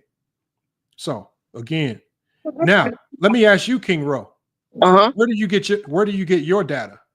Yeah, I don't use data, sir, and I made that perfectly clear. I don't use numbers. So no. Here's the deal. Here's the deal. So what do you Because at the end of it, you take all of that for 10 minutes. Okay, King Row. So this is what it comes down to. Do we believe the data or do we believe you? Definitely. If the data is anecdotal, it is what it is, bro. The point. Look, I've already conceded that SGA had a great season. Look, you asked me for another number. Well, guess what?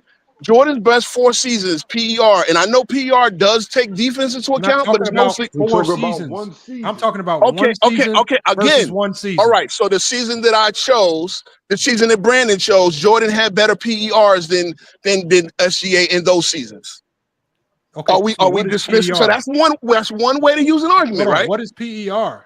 It's the Hollinger stat. I know it accounts for defense as well, but it's mostly then it's offensive. not included. Okay, what's not included? We're talking about scoring stats.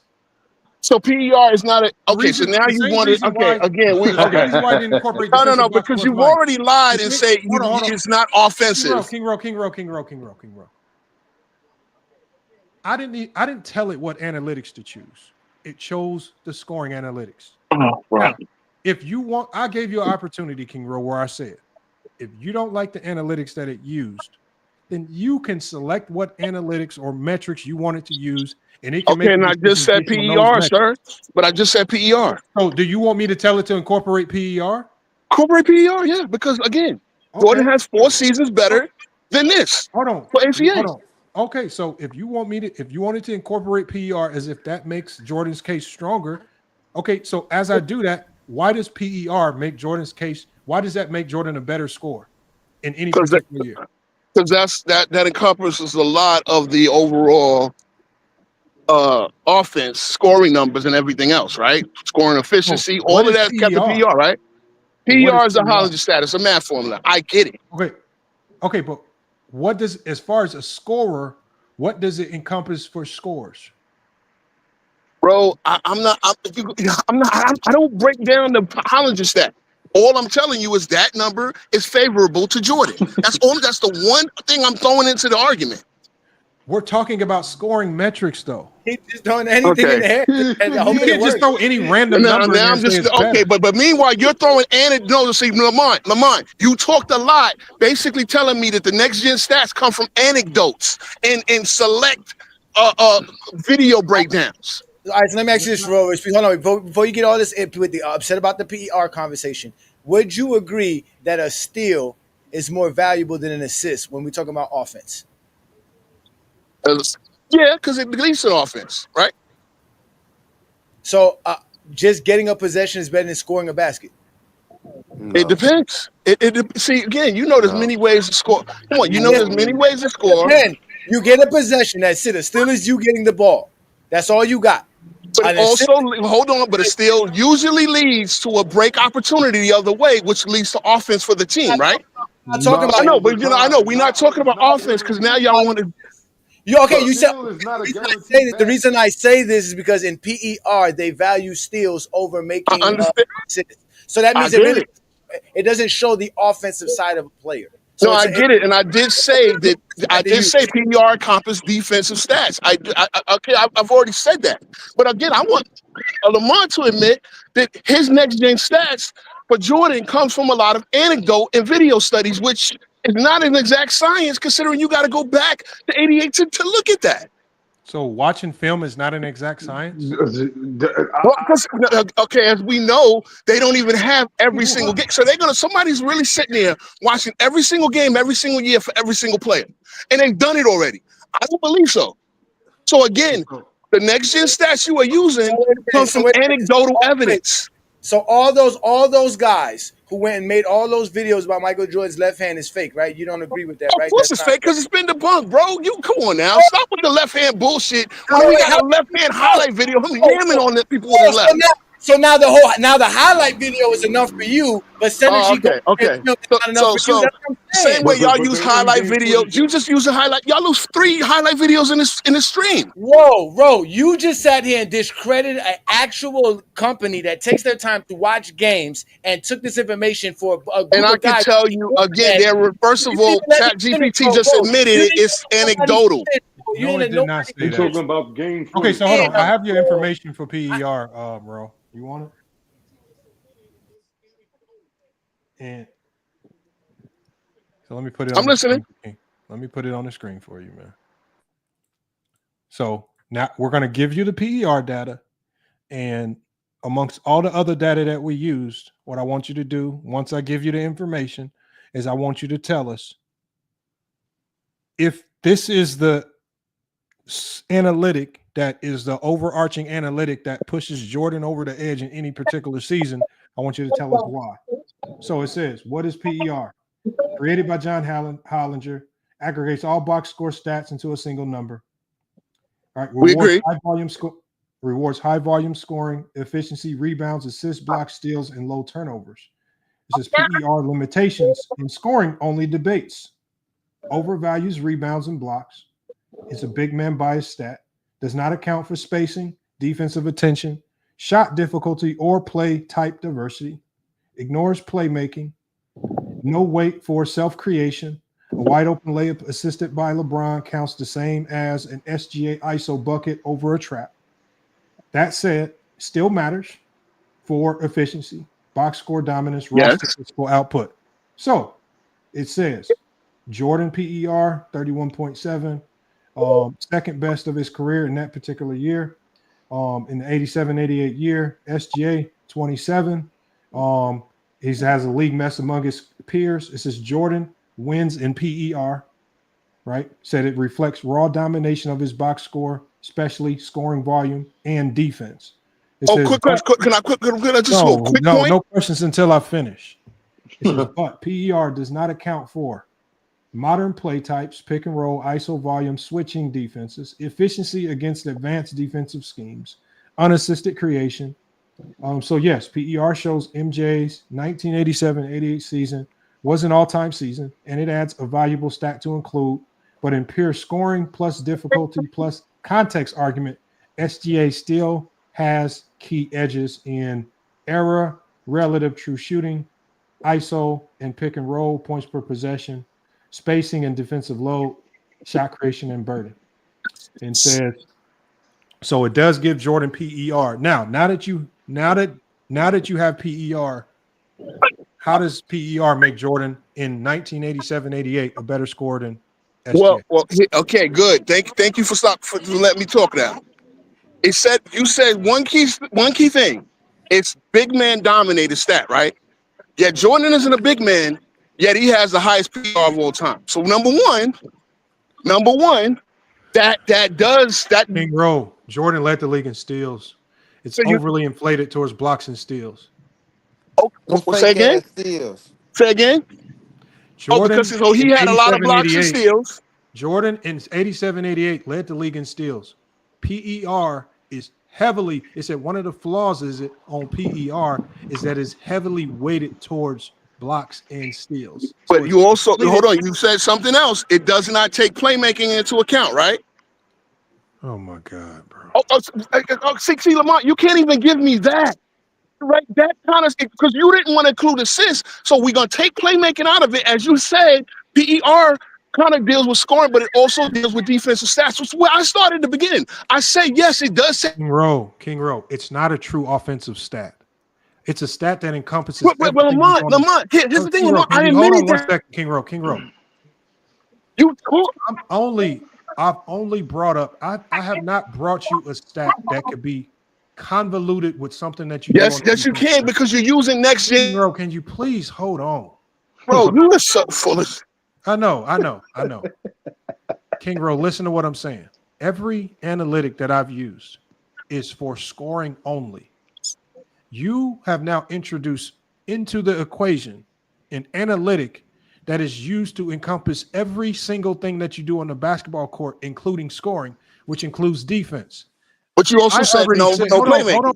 I'm already telling you, if we are comparing Jordan 7 and 88 as a complete player versus SGA, I will give you Jordan every single day. See, you didn't have to say all of that. Shut the hell up. No, bro, you please stop and listen. And then tell people they lying. Introducing a metric that encompasses more than just scoring. I'm not saying SGA was a better defender. I'm not. Okay, cool. I've admitted. Hold on 1 second. So we don't sound like two people just up here yelling. That's the only reason why I'm muting you. You want to, while I'm talking, I'm not trying to hear you yell while I'm talking.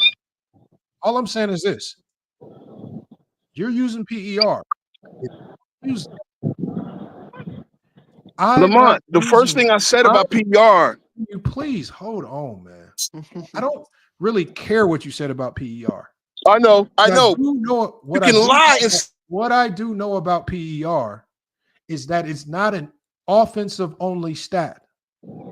I'm not using metrics or analytics that rely on what you do on the defensive end that determine its end result. Cool. But you use one when I talk about his true shooting percentage is solely an offensive metric. When I use effective field goal percentage, it's solely an offensive metric. When I talk about the versatility stats, they're all offensive metrics only. Great. There's nothing incorporated into them that have anything to do with what they does on the defensive end. You introduce PER, which I'm fine with that, but the flaw in a scoring-only conversation is that PER is not a scoring-only metric. So if you want, one of the reasons why Jordan's PER is a lot higher is because he was a far better individual defender and he had individual stats like steals. I'll give you that all day, any day of the week over SGA. If you want to use it, fine, but understand that it incorporates too much of the other side of the basketball for me to consider it a scoring metric. That's all I'm saying. I'm glad you said that. Right now, King Ro, it just looks like you're looking for any analytic, no matter if it's offensive or defensive, to throw into the fray to say, oh, Jordan had this higher. I'm only talking about offensive measurements. First, your argument was raw data. Then your argument was it needs to be relative to error. Now your argument is now we have to start using analytics that incorporate offense and defense in a scoring-only conversation. This does not make sense, King Ro. Okay, but again, then you just told me some of the next gen data that you got for Jordan relies on anecdotal evidence. You gotta let somebody else. You gotta let somebody else get in, dog. Again, y'all can have it, but if you're gonna frame an argument, because I said the first thing I said, film is not anecdotal. Uses defense, so I do take that into account. Data is not anecdotal. Lamont, you gotta let somebody else get in there, man. He been going for about good 10 minutes. He get 3 seconds to talk at a time, and then you go. It's all good. Please. Okay, hold on. Let King Ro bring his point home. Whatever his point is, let him bring his point home. Oh, he left. Go ahead, Peter Bagju. It's not about having it. Just listen. Yeah, I mean, bro. I mean, the main topic is about offense. You know, King Ro himself admitted that PER is inclusive of other things outside of scoring. The topic is about scoring. That's the end of the discussion. I'm surprised you entertained that, bro. Like that was mind-numbing. But anyway, do you feel SGA's had the best season in the modern era, or does Jordan? Or no, I actually wanted to throw a monkey wrench. Steph Curry actually had the 2 best scoring seasons in the modern era. Right, in 26, using your end all be all true shooting percentage metric. Steph Curry in 2016. That's how you're using it. That's how you're employing it currently. I'm using a combination of 12 different scoring or scoring metrics. True shooting percentage is one of like 12 to 15 metrics. All right, so I'm gonna nominate 2 Steph seasons. Okay, so you gotta pick one. Pick one. 15 or 16. I want to take 2. Okay, I want to nominate. I can only do one at a time. Which one do you want to go with, man? 15 or 16. You just going dark now. Go with 16 first. 30 PPG, 68% true shooting percentage. 2015, 2016? Yes, sir. And then after that, you could do 2020, 2021. 32 PPG. You need to know without it. He won 14, 15. He won 15, You need to come with 16. what is Steph's best scoring season and give me his best scoring season. Them two, I just gave you two. Oh, you cannot have two. Only one You can could be the pick. best. You could pick one, left hand or right hand, any way you want it. Bro, why y'all throwing darts? How do y'all? Okay, I'm just going with the 2015, 2016. Yeah, pick whichever one you want. And so as is calculating the data, what makes the 2015, 2016 season better for Steph, better than SGA this year to you? 30 PPG, 68. I'm just going off what you was using earlier in the stream. I think you weren't incorporating all the PPP and all that other stuff. Were you not watching, man? Oh my god. I was in and out, but earlier I didn't see all the PPP stuff. You were leaning pretty much solely on the true shooting percentage. No, I was not, man. So Bro. that's what I was going. I'm answering your question, brother. You asked me what was it that, brother. I'm just attempting to answer your question to the best of my abilities. You asked me why I selected Steph's 2016 season, and I'm telling you why. Earlier in the stream, I'd heard you pretty much made true shooting percentage the holy grail. So based on that, I surmised that 30. Whether I'm erroneous in that or not, I'm telling you, with me sporadically watching the stream, that was my takeaway, right? Okay. So based on that, whether that is, very well may be an error on my part, but I'm saying it's based on that, is Steph scoring 30 points per game in 34 minutes on 68% true shooting percentage, 5 percentage points higher than SGA, is why I nominate that season. Okay, so again, I don't pick the data. I mean, it created the metrics to use. I'll share my screen. We'll go through it. You say it was Steph Curry. This like your fourth time going through it too, Lamont. Like no, hold on. We haven't done Steph Curry. Steph Curry 2015, 2016. It says raw points per game goes to SGA. That's just raw points per game. True shooting percentage goes to Steph. He shot 66% true shooting percentage. This is arguably the greatest true shooting percentage ever. Usage rate, it goes to SGA. More ISO load. Assist percentage goes to Curry, better distributor. Turnover percentage goes to SGA. 3-point percentage in volume, obviously that's going to go to Curry. That is not going to be close. Free throw percentage goes to Curry. Offensive box plus minus goes to Curry. Unassisted field goal percentage goes to SGA. ISO points per game, slight edge to Curry. Pick and roll, they got it even. Play type or transition points per possession, it goes to Curry. And PER, if you want to incorporate it, also goes to Curry as well. So it looks like Curry edges out SGA in the majority of these. So that 2015, 2016 might be better than also any season Jordan, Kobe, or SGA has ever had. That was a good call in 2015. Okay. Good call on 2015, 2016ing. At least with these metrics right here. What do I win? At least with these metrics right here, it trends toward Curry having a better offensive year than SGA. Shit, but I don't get no hat, a T-shirt, or none. A cake, nothing. Just but a congratulations. Shit, but a congratulations. No. I mean, and it's a little bit different. I mean, it's not different. I mean, Curry's otherworldly. Curry's top 10 all time in my book. I mean, I didn't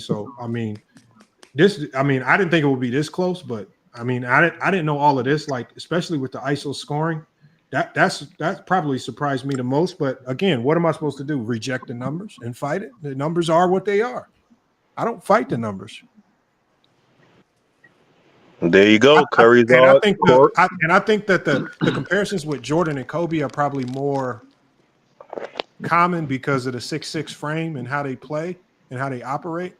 And Curry's play style is just unique and not really comparable to anybody. So it's hard to say his game looks like anybody. But if you're just talking about pure scoring wise, Curry more than likely, at least according to the numbers, has had the best scoring season of all time. This was his unanimous MVP year, right?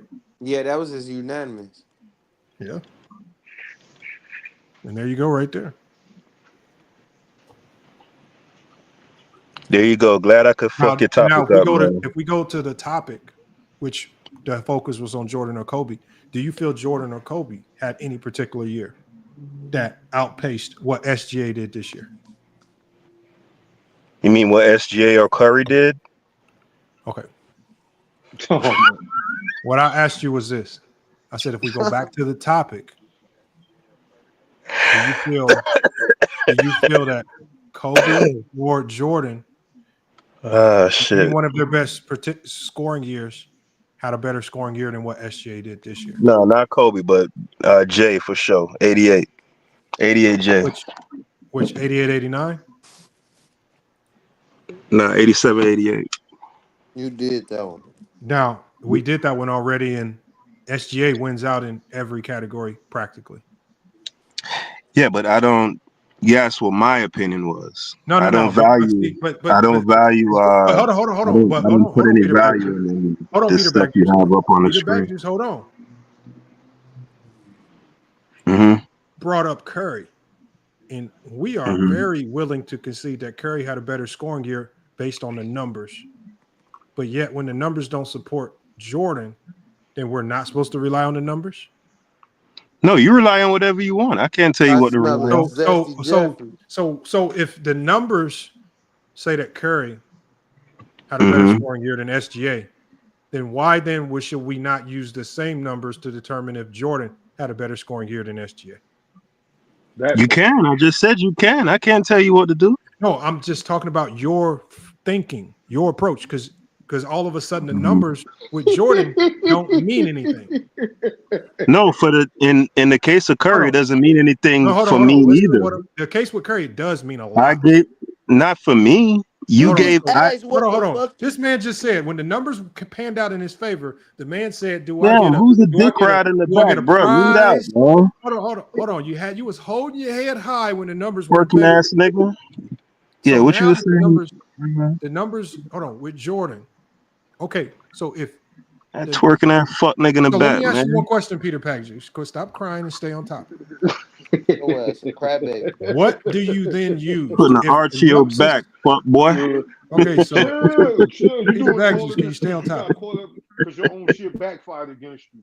Peter Pagjuice, what are you using to say Jordan was a better scorer in 87, 88? Since this same data that makes Curry better than SGA doesn't support Jordan being better than SGA, what are you using to make Jordan in 87, 88 better than SGA?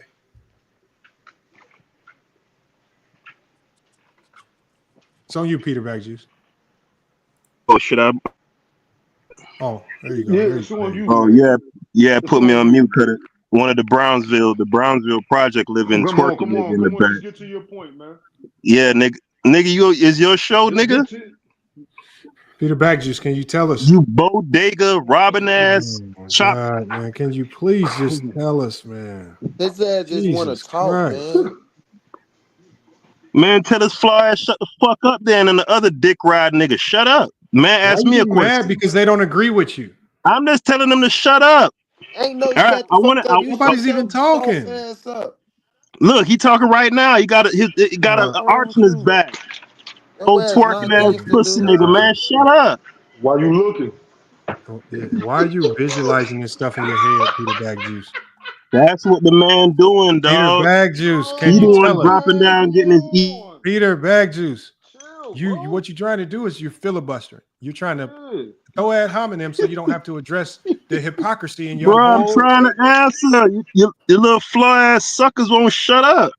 What was your question? But when they agree with you, they not flaw ass. What was your question, brother? Like, go ahead, ask the question. My question is this right here. Mm-hmm. When these numbers, because obviously, when you brought up Curry 2015, 2016, right? Nobody up here said, "Hell no, that can't be possible." We just said, "Okay, let's just put it into the ether, and we'll see what results it kicks out." Because when you think back on it, Curry had a hell of a 2015, 2016 year. That's right. And when we put the when we put the names into the algorithm, and it basically gave us an output, basically saying, yeah, Curry definitely edges SGA out. Mm-hmm. This is something that we have to like. I said at the beginning of this stream, I don't fight the numbers. The numbers typically point you in the right Man, direction. this is a long ass question, Lamont. Like, I know, can you condense it into something shorter? Okay, Like, I have to explain it because a lot of you guys like to play stupid, like what you're doing now, Peter Bagjuice. You're pretending to be stupid. Hold on, Peter Bagjuice. So I wouldn't have to go down this road of explaining this to you if you didn't play dumb. So summarize it by this. We just used these same numbers, which none of us are disagreeing with the numbers when it says Steph Curry's better than SGA. And you were beating your chest just 2 seconds ago. Man, do I get a prize? Do I get anything for calling it Steph Curry? We give you your props. That was a hell of a call. That's what I said. And then I said, well, if we get back to the topic of the show and we're just focusing on SGA versus either Kobe or Jordan's best scoring years, and you mentioned a year that we've already covered, and SGA dominates Jordan in almost all of these same categories, why then do those categories no longer matter when it comes to Michael Jordan? For you. yeah, because for me, I never valued him in the first place. I only entered and played the game so I could win, but I didn't even get anything out of it. Tell us what you value. Well, in the case of Jordan compared to SGA, I'd say the raw scoring, so the 35 PPG compared to 32, the raw field goal percentage, 54%, rounded up compared to 52%. And then, of course, those compared relative to league field goal percentage. That's also, no, you asked me about my metric, what it is that I'm valuing. I'm telling you that that playmaker, assist, none of it doesn't, it's gobbledygook for me. Doesn't mean anything. You ask me what I value, and I'm telling you that. So raw PPG, raw field goal percentage, and then also those same two things relative to their respective errors. What is the field goal percentage relative to their respective errors? I don't know off the top of my head. So how did you make that assessment? Because I've looked it up before, and it was a huge disparity between average field goal percentage and what Jordan shot that season. Okay, so I could be wrong. Hold on, Peter Bagjuice. So in the case of SGA versus Steph Curry, his raw field goal percentage was higher, and his relative field goal percentage to his error is higher. Does that change anything? Sure, I'll take SGA 2025 over. Man, that's cap, man. Cap. Why is it cap? Your ass cap, dude. Oh, I'm being consistent. He asked me if I'd apply the same rubric to Curry, would I give SGA the nod based on what you just saying that so you won't look dumb, man. No, actually, hold on. Actually, you'd be surprised I don't, because hold on, Peter Bagjuice. Let's just stay on topic. So, according to your rubric of raw field goal percentage, raw points per game, and compared to league average, does that now make SGA a better scorer than Steph Curry in 2015, 2016? Yeah, I say so. Yeah, definitely. Definitely. You know why too? For the same reason why I said that Curry's game isn't transcended. Right. So prior to the advent of the 3-point line, he wouldn't be nearly as effective prior to 1980 as other greats. I've said that before. No, hold on. You got it. So Peter Bagjuice, your mind. Hold on, Peter Bagjuice. Hold on, Lamont. You got to keep it a buck. You have heard me say that before, I'm rocking with you, Peter Bagjuice. I'm rocking with you. But what I'm saying is this, Peter Bagjuice. You came up here You were dead set. I mean, remember your criteria, your rubric. So this whole time, are you telling me that you knew that according to your rubric, you knew that SGA was a better scorer than Steph Curry, according to your rubric? Yeah, because I know the numbers. I know Steph shot from the field 50% that year compared to SGA's 52. And you knew. Hold on, and I you knew he knew that. averaged 30 compared Hold to on. SGA's 33. I Hold on, Peter believe it. Backus. First of all, Peter Backus, you came into the show saying that you didn't know that I was using all these other metrics. You said you came in thinking that I was only using my holy grail was true shooting percentage. And so you're basically saying that you knew that once I put SGA versus Curry, it would have Curry winning out in all those categories. Yep.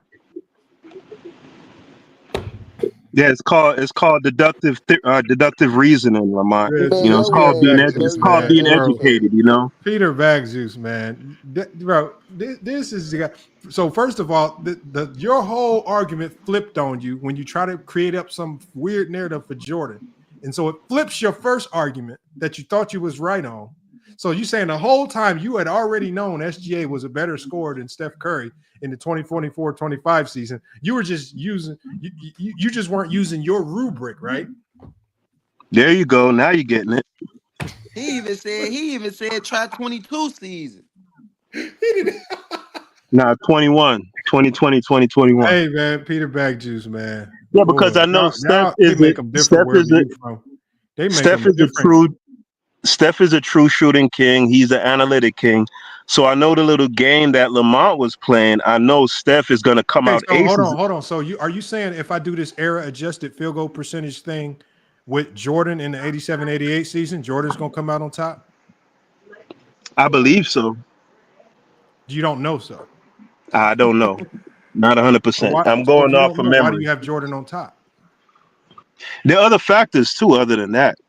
The fact that Jordan did it in a league that was far. No. I didn't say I wouldn't say tougher era. That's too simplistic. What I would say is an era that scored less points per game. Right. Also, on top of that, you were dealing with a lot less space to operate. Played more minutes.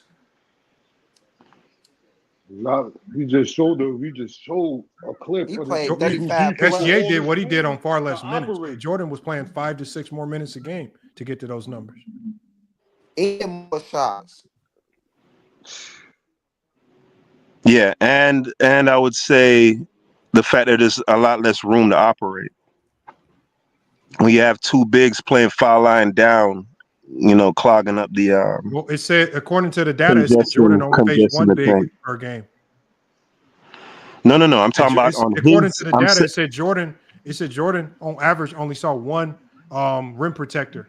I didn't say anything about rim protection. I was talking about the teammates of Jordan. Well, what good is a big being power down low if he's just big for nothing? No, again, you got to listen to what I'm saying. I'm saying when you have two people on your offense, your center and your power forward that are both playing foul line down. They're not. Right? That paint. Yes, they are. So where did Corzine and Corzine was the big and Oakley play? Kept them spaced. The illegal defense kept they couldn't just cheat off Corzine, just shade towards Jordan. There was illegal defense. Yeah, but how much cheating did you need to do when the guys at the dunker are right around the nail? The videos there's not much. Yeah, can you please show the video once again, please? There's not much. The videos. Okay, so hold on. Here it is, right here. The rotation is. Hold on. Peter Backus. According to your error adjusted data, SGA has the higher field goal percentage, and he has the is adjusted. He has the highest differential. Does that make him now a better scorer than Jordan 87-88? Give me the numbers for both. Right on the screen, man. Just look at it. I don't see it. Tell me the number. What was the field goal percentage? You can zoom in. I'm on my. Just tell me the number, bro. It ain't that hard. What was the league field goal percentage in 88? It says right here. It says Jordan, 87, 88, 53.5% raw field goal 53.5. percentage. League average was 49.1%. A 4.4% difference. SGA, 50. If you adjust it, error adjusted, 54.5% field goal percentage. League average, 47.3%. That's a 7.2% difference. It Damn, and the says defense Jordan's trust. era had. It says Jordan's era had a higher field goal averages due to lack of spacing, and fewer threes, more shots at the rim, or close mid-range. It says SGA plays in more spacing-oriented league, but ironically faces more help defenses, closeouts, and scheme-specific pressure. It says SGA's field goal percentage is built on contested late clock, self-created mid-range shots, the hardest shot zone to master in today's NBA. Jordan was a mid-range assassin, but got many of his buckets within structured sets or early offense, not always ISO verdict. SGA has the edge in error-adjusted field goal percentage because it's 54.5%, comes in a league where 47.3% is average on mostly unassisted and highly difficult shots. And then you even lied about SGA's field goal percentage. It's not 52. I thought it was 51.9. Oh, you lied about it, my guy. Sorry. How much is it? It's 54%. From the field?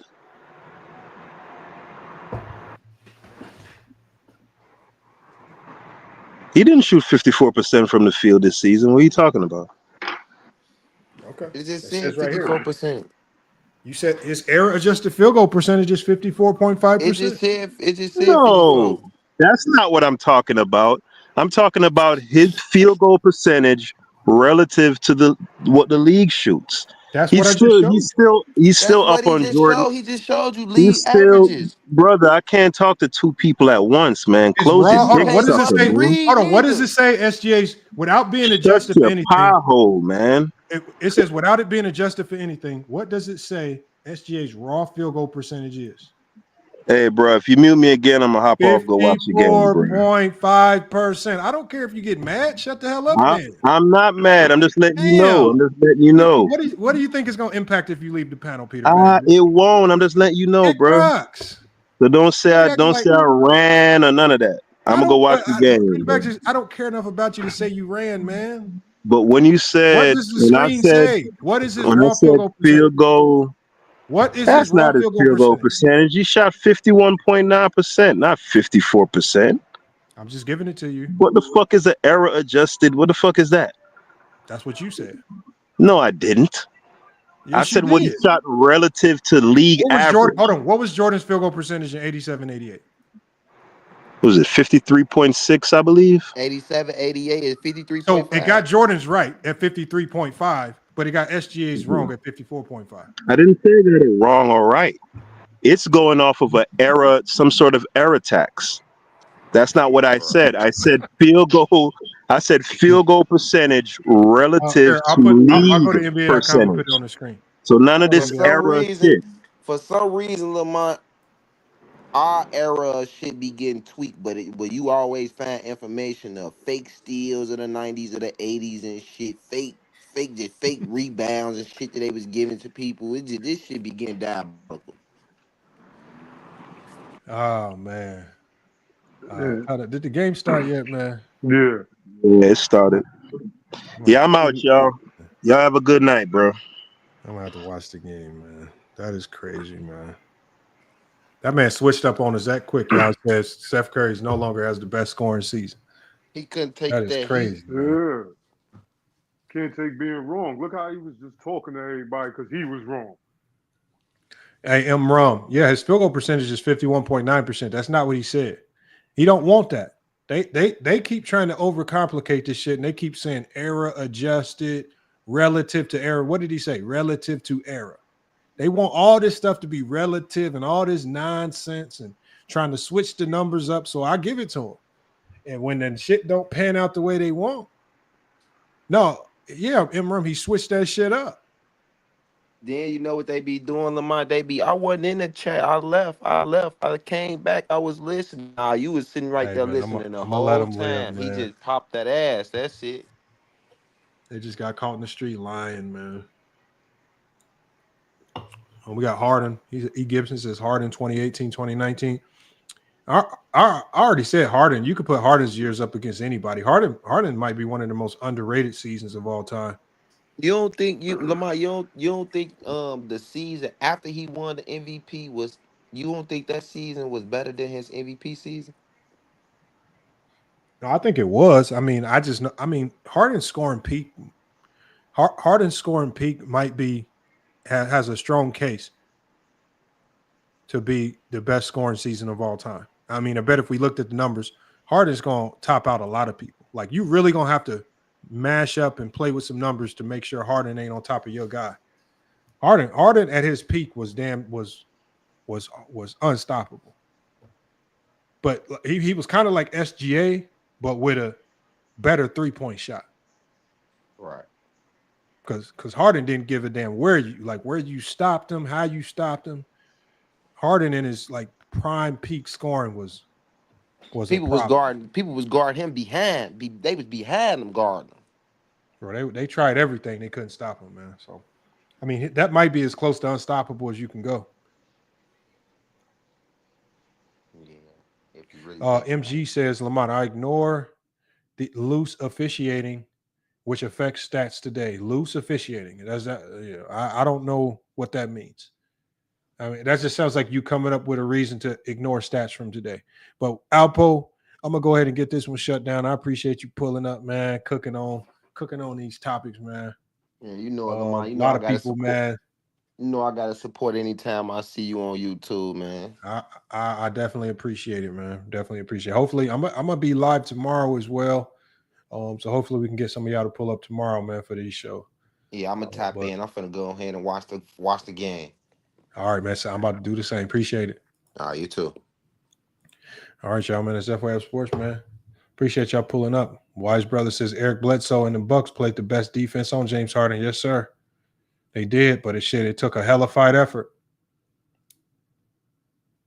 MG says they ignore blatant carries. They do. In travels, they do. Okay. According to you, I'm supposed to take your word for it.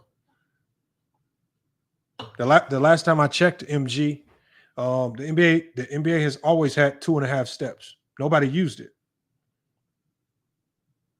Right? They were doing the Euro step, you know, the gather step. They were doing that in Europe. You know, there were only a few players in the NBA that were willing to try it. Mohamed Abdul-Rauf, early on, some of the European players that came over. But the rule in NBA is 2.5 steps. 2 steps in a gather. Just because players today are utilizing or are taking advantage of what the rules actually are, don't get mad. Just because players in the past didn't have the bag to go 2.5 steps, that's just the rules. If you think it's travel, that's unfortunate. Now, if you go to high school, college, that's 2 natural steps. So high school and college, if you try to do the hop into the hop step or the gather step in 2, it's going to be a travel. MG says they do 3, 4, and 5 step. MG, I can pull up plenty of videos of people traveling from the 70s, 80s, and 90s. Plenty. There's compilation videos of it. Refs are humans. They can't call everything. When you're on the court and you're trying to ref a game, the game is going 1,000,000 miles an hour. Do they miss calls? Yes. What do you want me to do? The rules like that are all they call them judgment calls. If refs don't see it, they don't call it. You can't go back and review it. It is what it is. If you get mad at refs, get mad at the refs. That means don't get mad at the players. What do you want me to do? If a guy travels, you know, if a guy travels and hits a game winner, what do? Do I pretend it wasn't a game winner? You know, there's video of Jordan, obvious travel on a game winner. Do we go back and erase that game winner? Or you just give them credit? Excuses are to blame refs, MG. That's what you're doing. You're basically saying that players today, you don't want to count what they do because of the refs. That's an excuse to not count what players today do. and that you pretending as if you watch every game to know if the reffing across all games is like that. I mean, we were just watching the NBA Finals in Game 2, and we watched them call carry. They called a carry.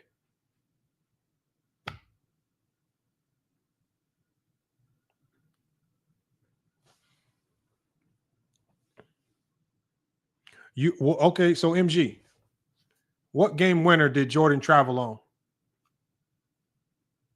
Oh my God! Now you watch thousands of games. Come on, MG. All right, here, MG. I'll drop the link for you. I want you to come up here and tell me about the thousands of games you watched. All right, come on. I'll drop the link. We'll see if you can hit the link and tell me about the thousands of games you watch. There's a link for you, MG. Come on up here. I want to know about these thousands of games you watch.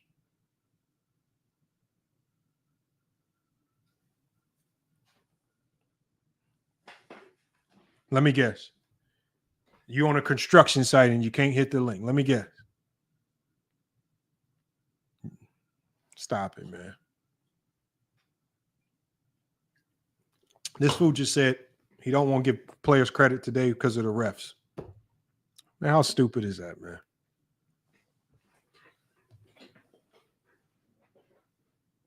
Boy, the things that people will say, man, the stupidity. So yeah, y'all got to watch out for people on YouTube, man. People on YouTube will fake and pretend that they know the game, right? They will deflect, talk around topics, right? Try to question your takes, won't have any takes of their own, man. This is what we got on YouTube, man. A whole bunch of pretenders. You're gonna find that on YouTube, y'all. Right? That's what we got too much of. People that have never dove into the game, people that only talk the game, that try to be right, people scared to actually have real takes, people that only want to judge other people's takes and not have a real take on their own, people that want to create lists to rank players but not tell us what the criteria is sad. Your take is based on ChatGPT. So Mark S., let me ask you one question.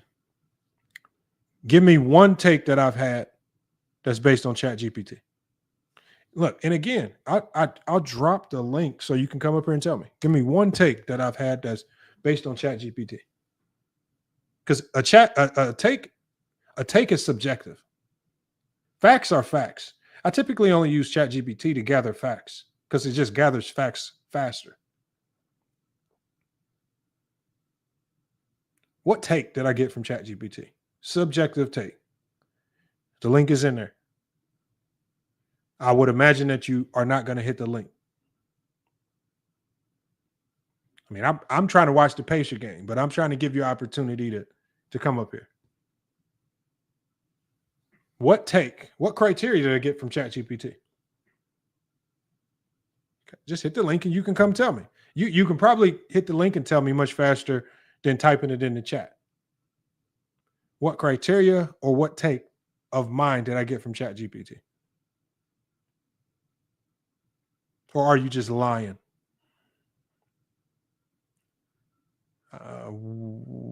I did my GOAT video long before ChatGPT was out. I did a video on who my GOAT was and why 4 years ago, Marcus. It's still on the channel. And it still hasn't changed. We got Carrington J says CP3 and James Harden are the last players to get 900 assists in the season. Which player would you think we would get next to 900 assists in a season? Hard to say. Hard to say. The game has changed. The game has changed a lot. The true point guard role is starting to dissipate. I mean, if I would have to say the next, it's just hard to say. You don't have a lot of players with that mindset now. It's hard to say. I mean, if there's anybody who could do it, I would say Trae Young. But I think Trae Young is just looking to score too much. I think Trae Young could be that player, but it's hard to say who. I think there are a lot of players that could do it if they change their style of play, but you would have to change your style of play. I think Fox could do it.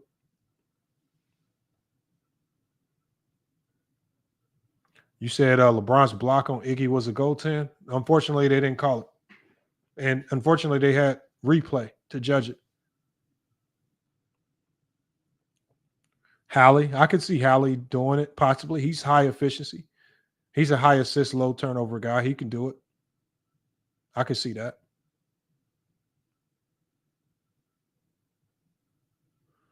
All right, well, MG and Mark S., I've gave you an opportunity to hit the link, man. It doesn't look like y'all hitting the link. And like I say, I want to give everybody opportunities to come up here to substantiate the things that you say. And you know, I know a lot of you guys get mad at ChatGPT. ChatGPT, all it does is just gathers information much faster than we can. And it fact checks information much faster than we can. So that's it. I know, but Mark S., if I'm biased towards what? I'm only biased towards facts and numbers that support it. I mean, you can hit the link and tell me what I'm biased towards. First, you went from saying everything I say is from ChatGPT to now saying I'm biased. The problem is that if I get all my information from ChatGPT, then there's no way I could be biased towards Jordan legacy. I got Jordan as the GOAT right now. So how am I biased towards Jordan legacy? I got Jordan as the GOAT. He's number one all time until Brown retires. Then he'll be number two.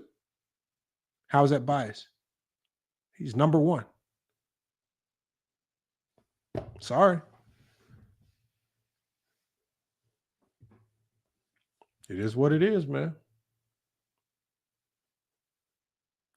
I don't criticize Michael Jordan. What do I criticize about Jordan?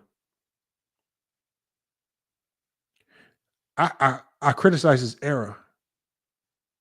I don't criticize Jordan. I criticize the narratives. I don't criticize Jordan's game. Every player gets criticized. I've criticized Wilt. I've criticized Bill. I've criticized Kobe. I've criticized Steph. I've criticized LeBron. Every player is due for criticism.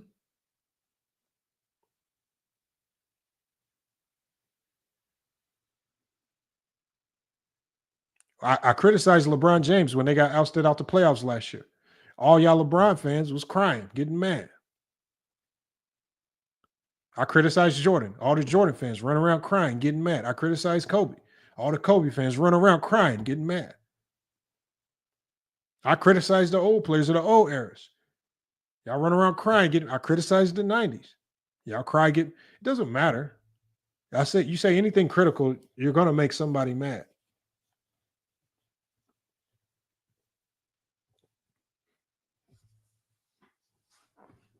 Y'all don't want. How come y'all don't cry about me criticizing LeBron in my videos where I criticize LeBron?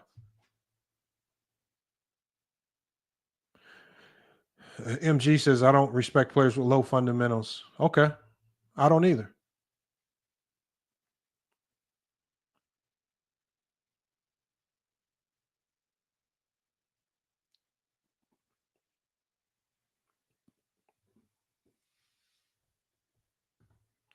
Bull Base Kev, what we're dealing with, Base Kev, is people that just like to cry. Just like I said, nobody is going to be happy with your takes. It's always going to be somebody that's going to cry. And it just tends that Kobe fans and Jordan fans just cry the most. They when people say that LeBron passed Jordan or Kobe in something, Jordan and Kobe fans are so sensitive that they categorize that as hate. They just cry.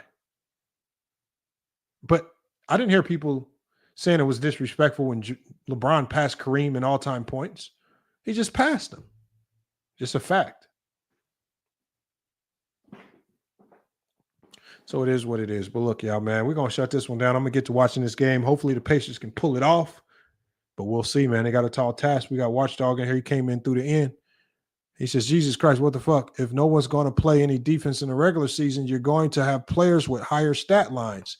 They do play defense, watchdog. How do we know they play defense? Because we can identify the league's best players. How do we know Caruso is one of the best defenders? How do we know Lou Dort is one of the best defenders? How do we know Bam Adebayo is one of the best defenders? How do we know Victor Wembanyama is one of the best defenders? How do we know all the best defenders if nobody plays defense? Jordan and Kobe were getting mugged. They were not getting mugged. Jordan was heavily protected. Jordan went to the free throw line more than any superstar that we've ever seen. During Jordan's prime, he was averaging well over 10 free throws a game, and he was not getting mugged. As Magic Johnson said, you can't even breathe on him without getting a foul. What do you mean getting mugged? Mugged because you watch one highlight of him getting hacked versus the Pistons? Go watch those full games. They weren't hacking him the whole game. Just because I can go through this season and I can go pull out plenty of hard fouls versus players. It don't mean it's consistent on an everyday basis.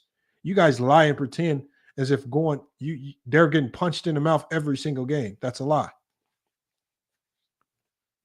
The defense on Jordan in the 80s got so bad that even the announcers during a game said the only team in the league that's willing to defend Jordan physically is the Pistons. He was questioning, why did they play him so soft? Why did they back up off of him? He said there's only one team in the league that defends him with any level of physicality. That's what the announcer said. Helly says 90% of your laughs live was about Jordan. No, that was about Kobe. It was about Scottie Pippen, Kobe. Helly, were you watching? Are you are y'all dumb? Like, go look at the comments. There's over 300 comments. All the comments about Kobe and Scottie Pippen. There are no comments about no Jordan. What are you talking about?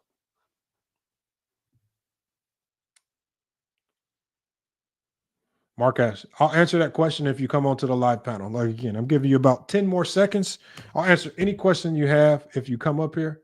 If you are not willing to hit the link, it's time for me to get up out of here my damn self.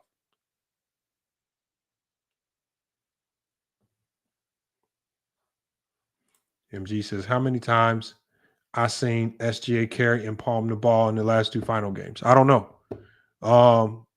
You can go to NBA.com. You can send an email to the NBA crying about it. I don't know what you want me to do with that information. Just because you think it's a carry?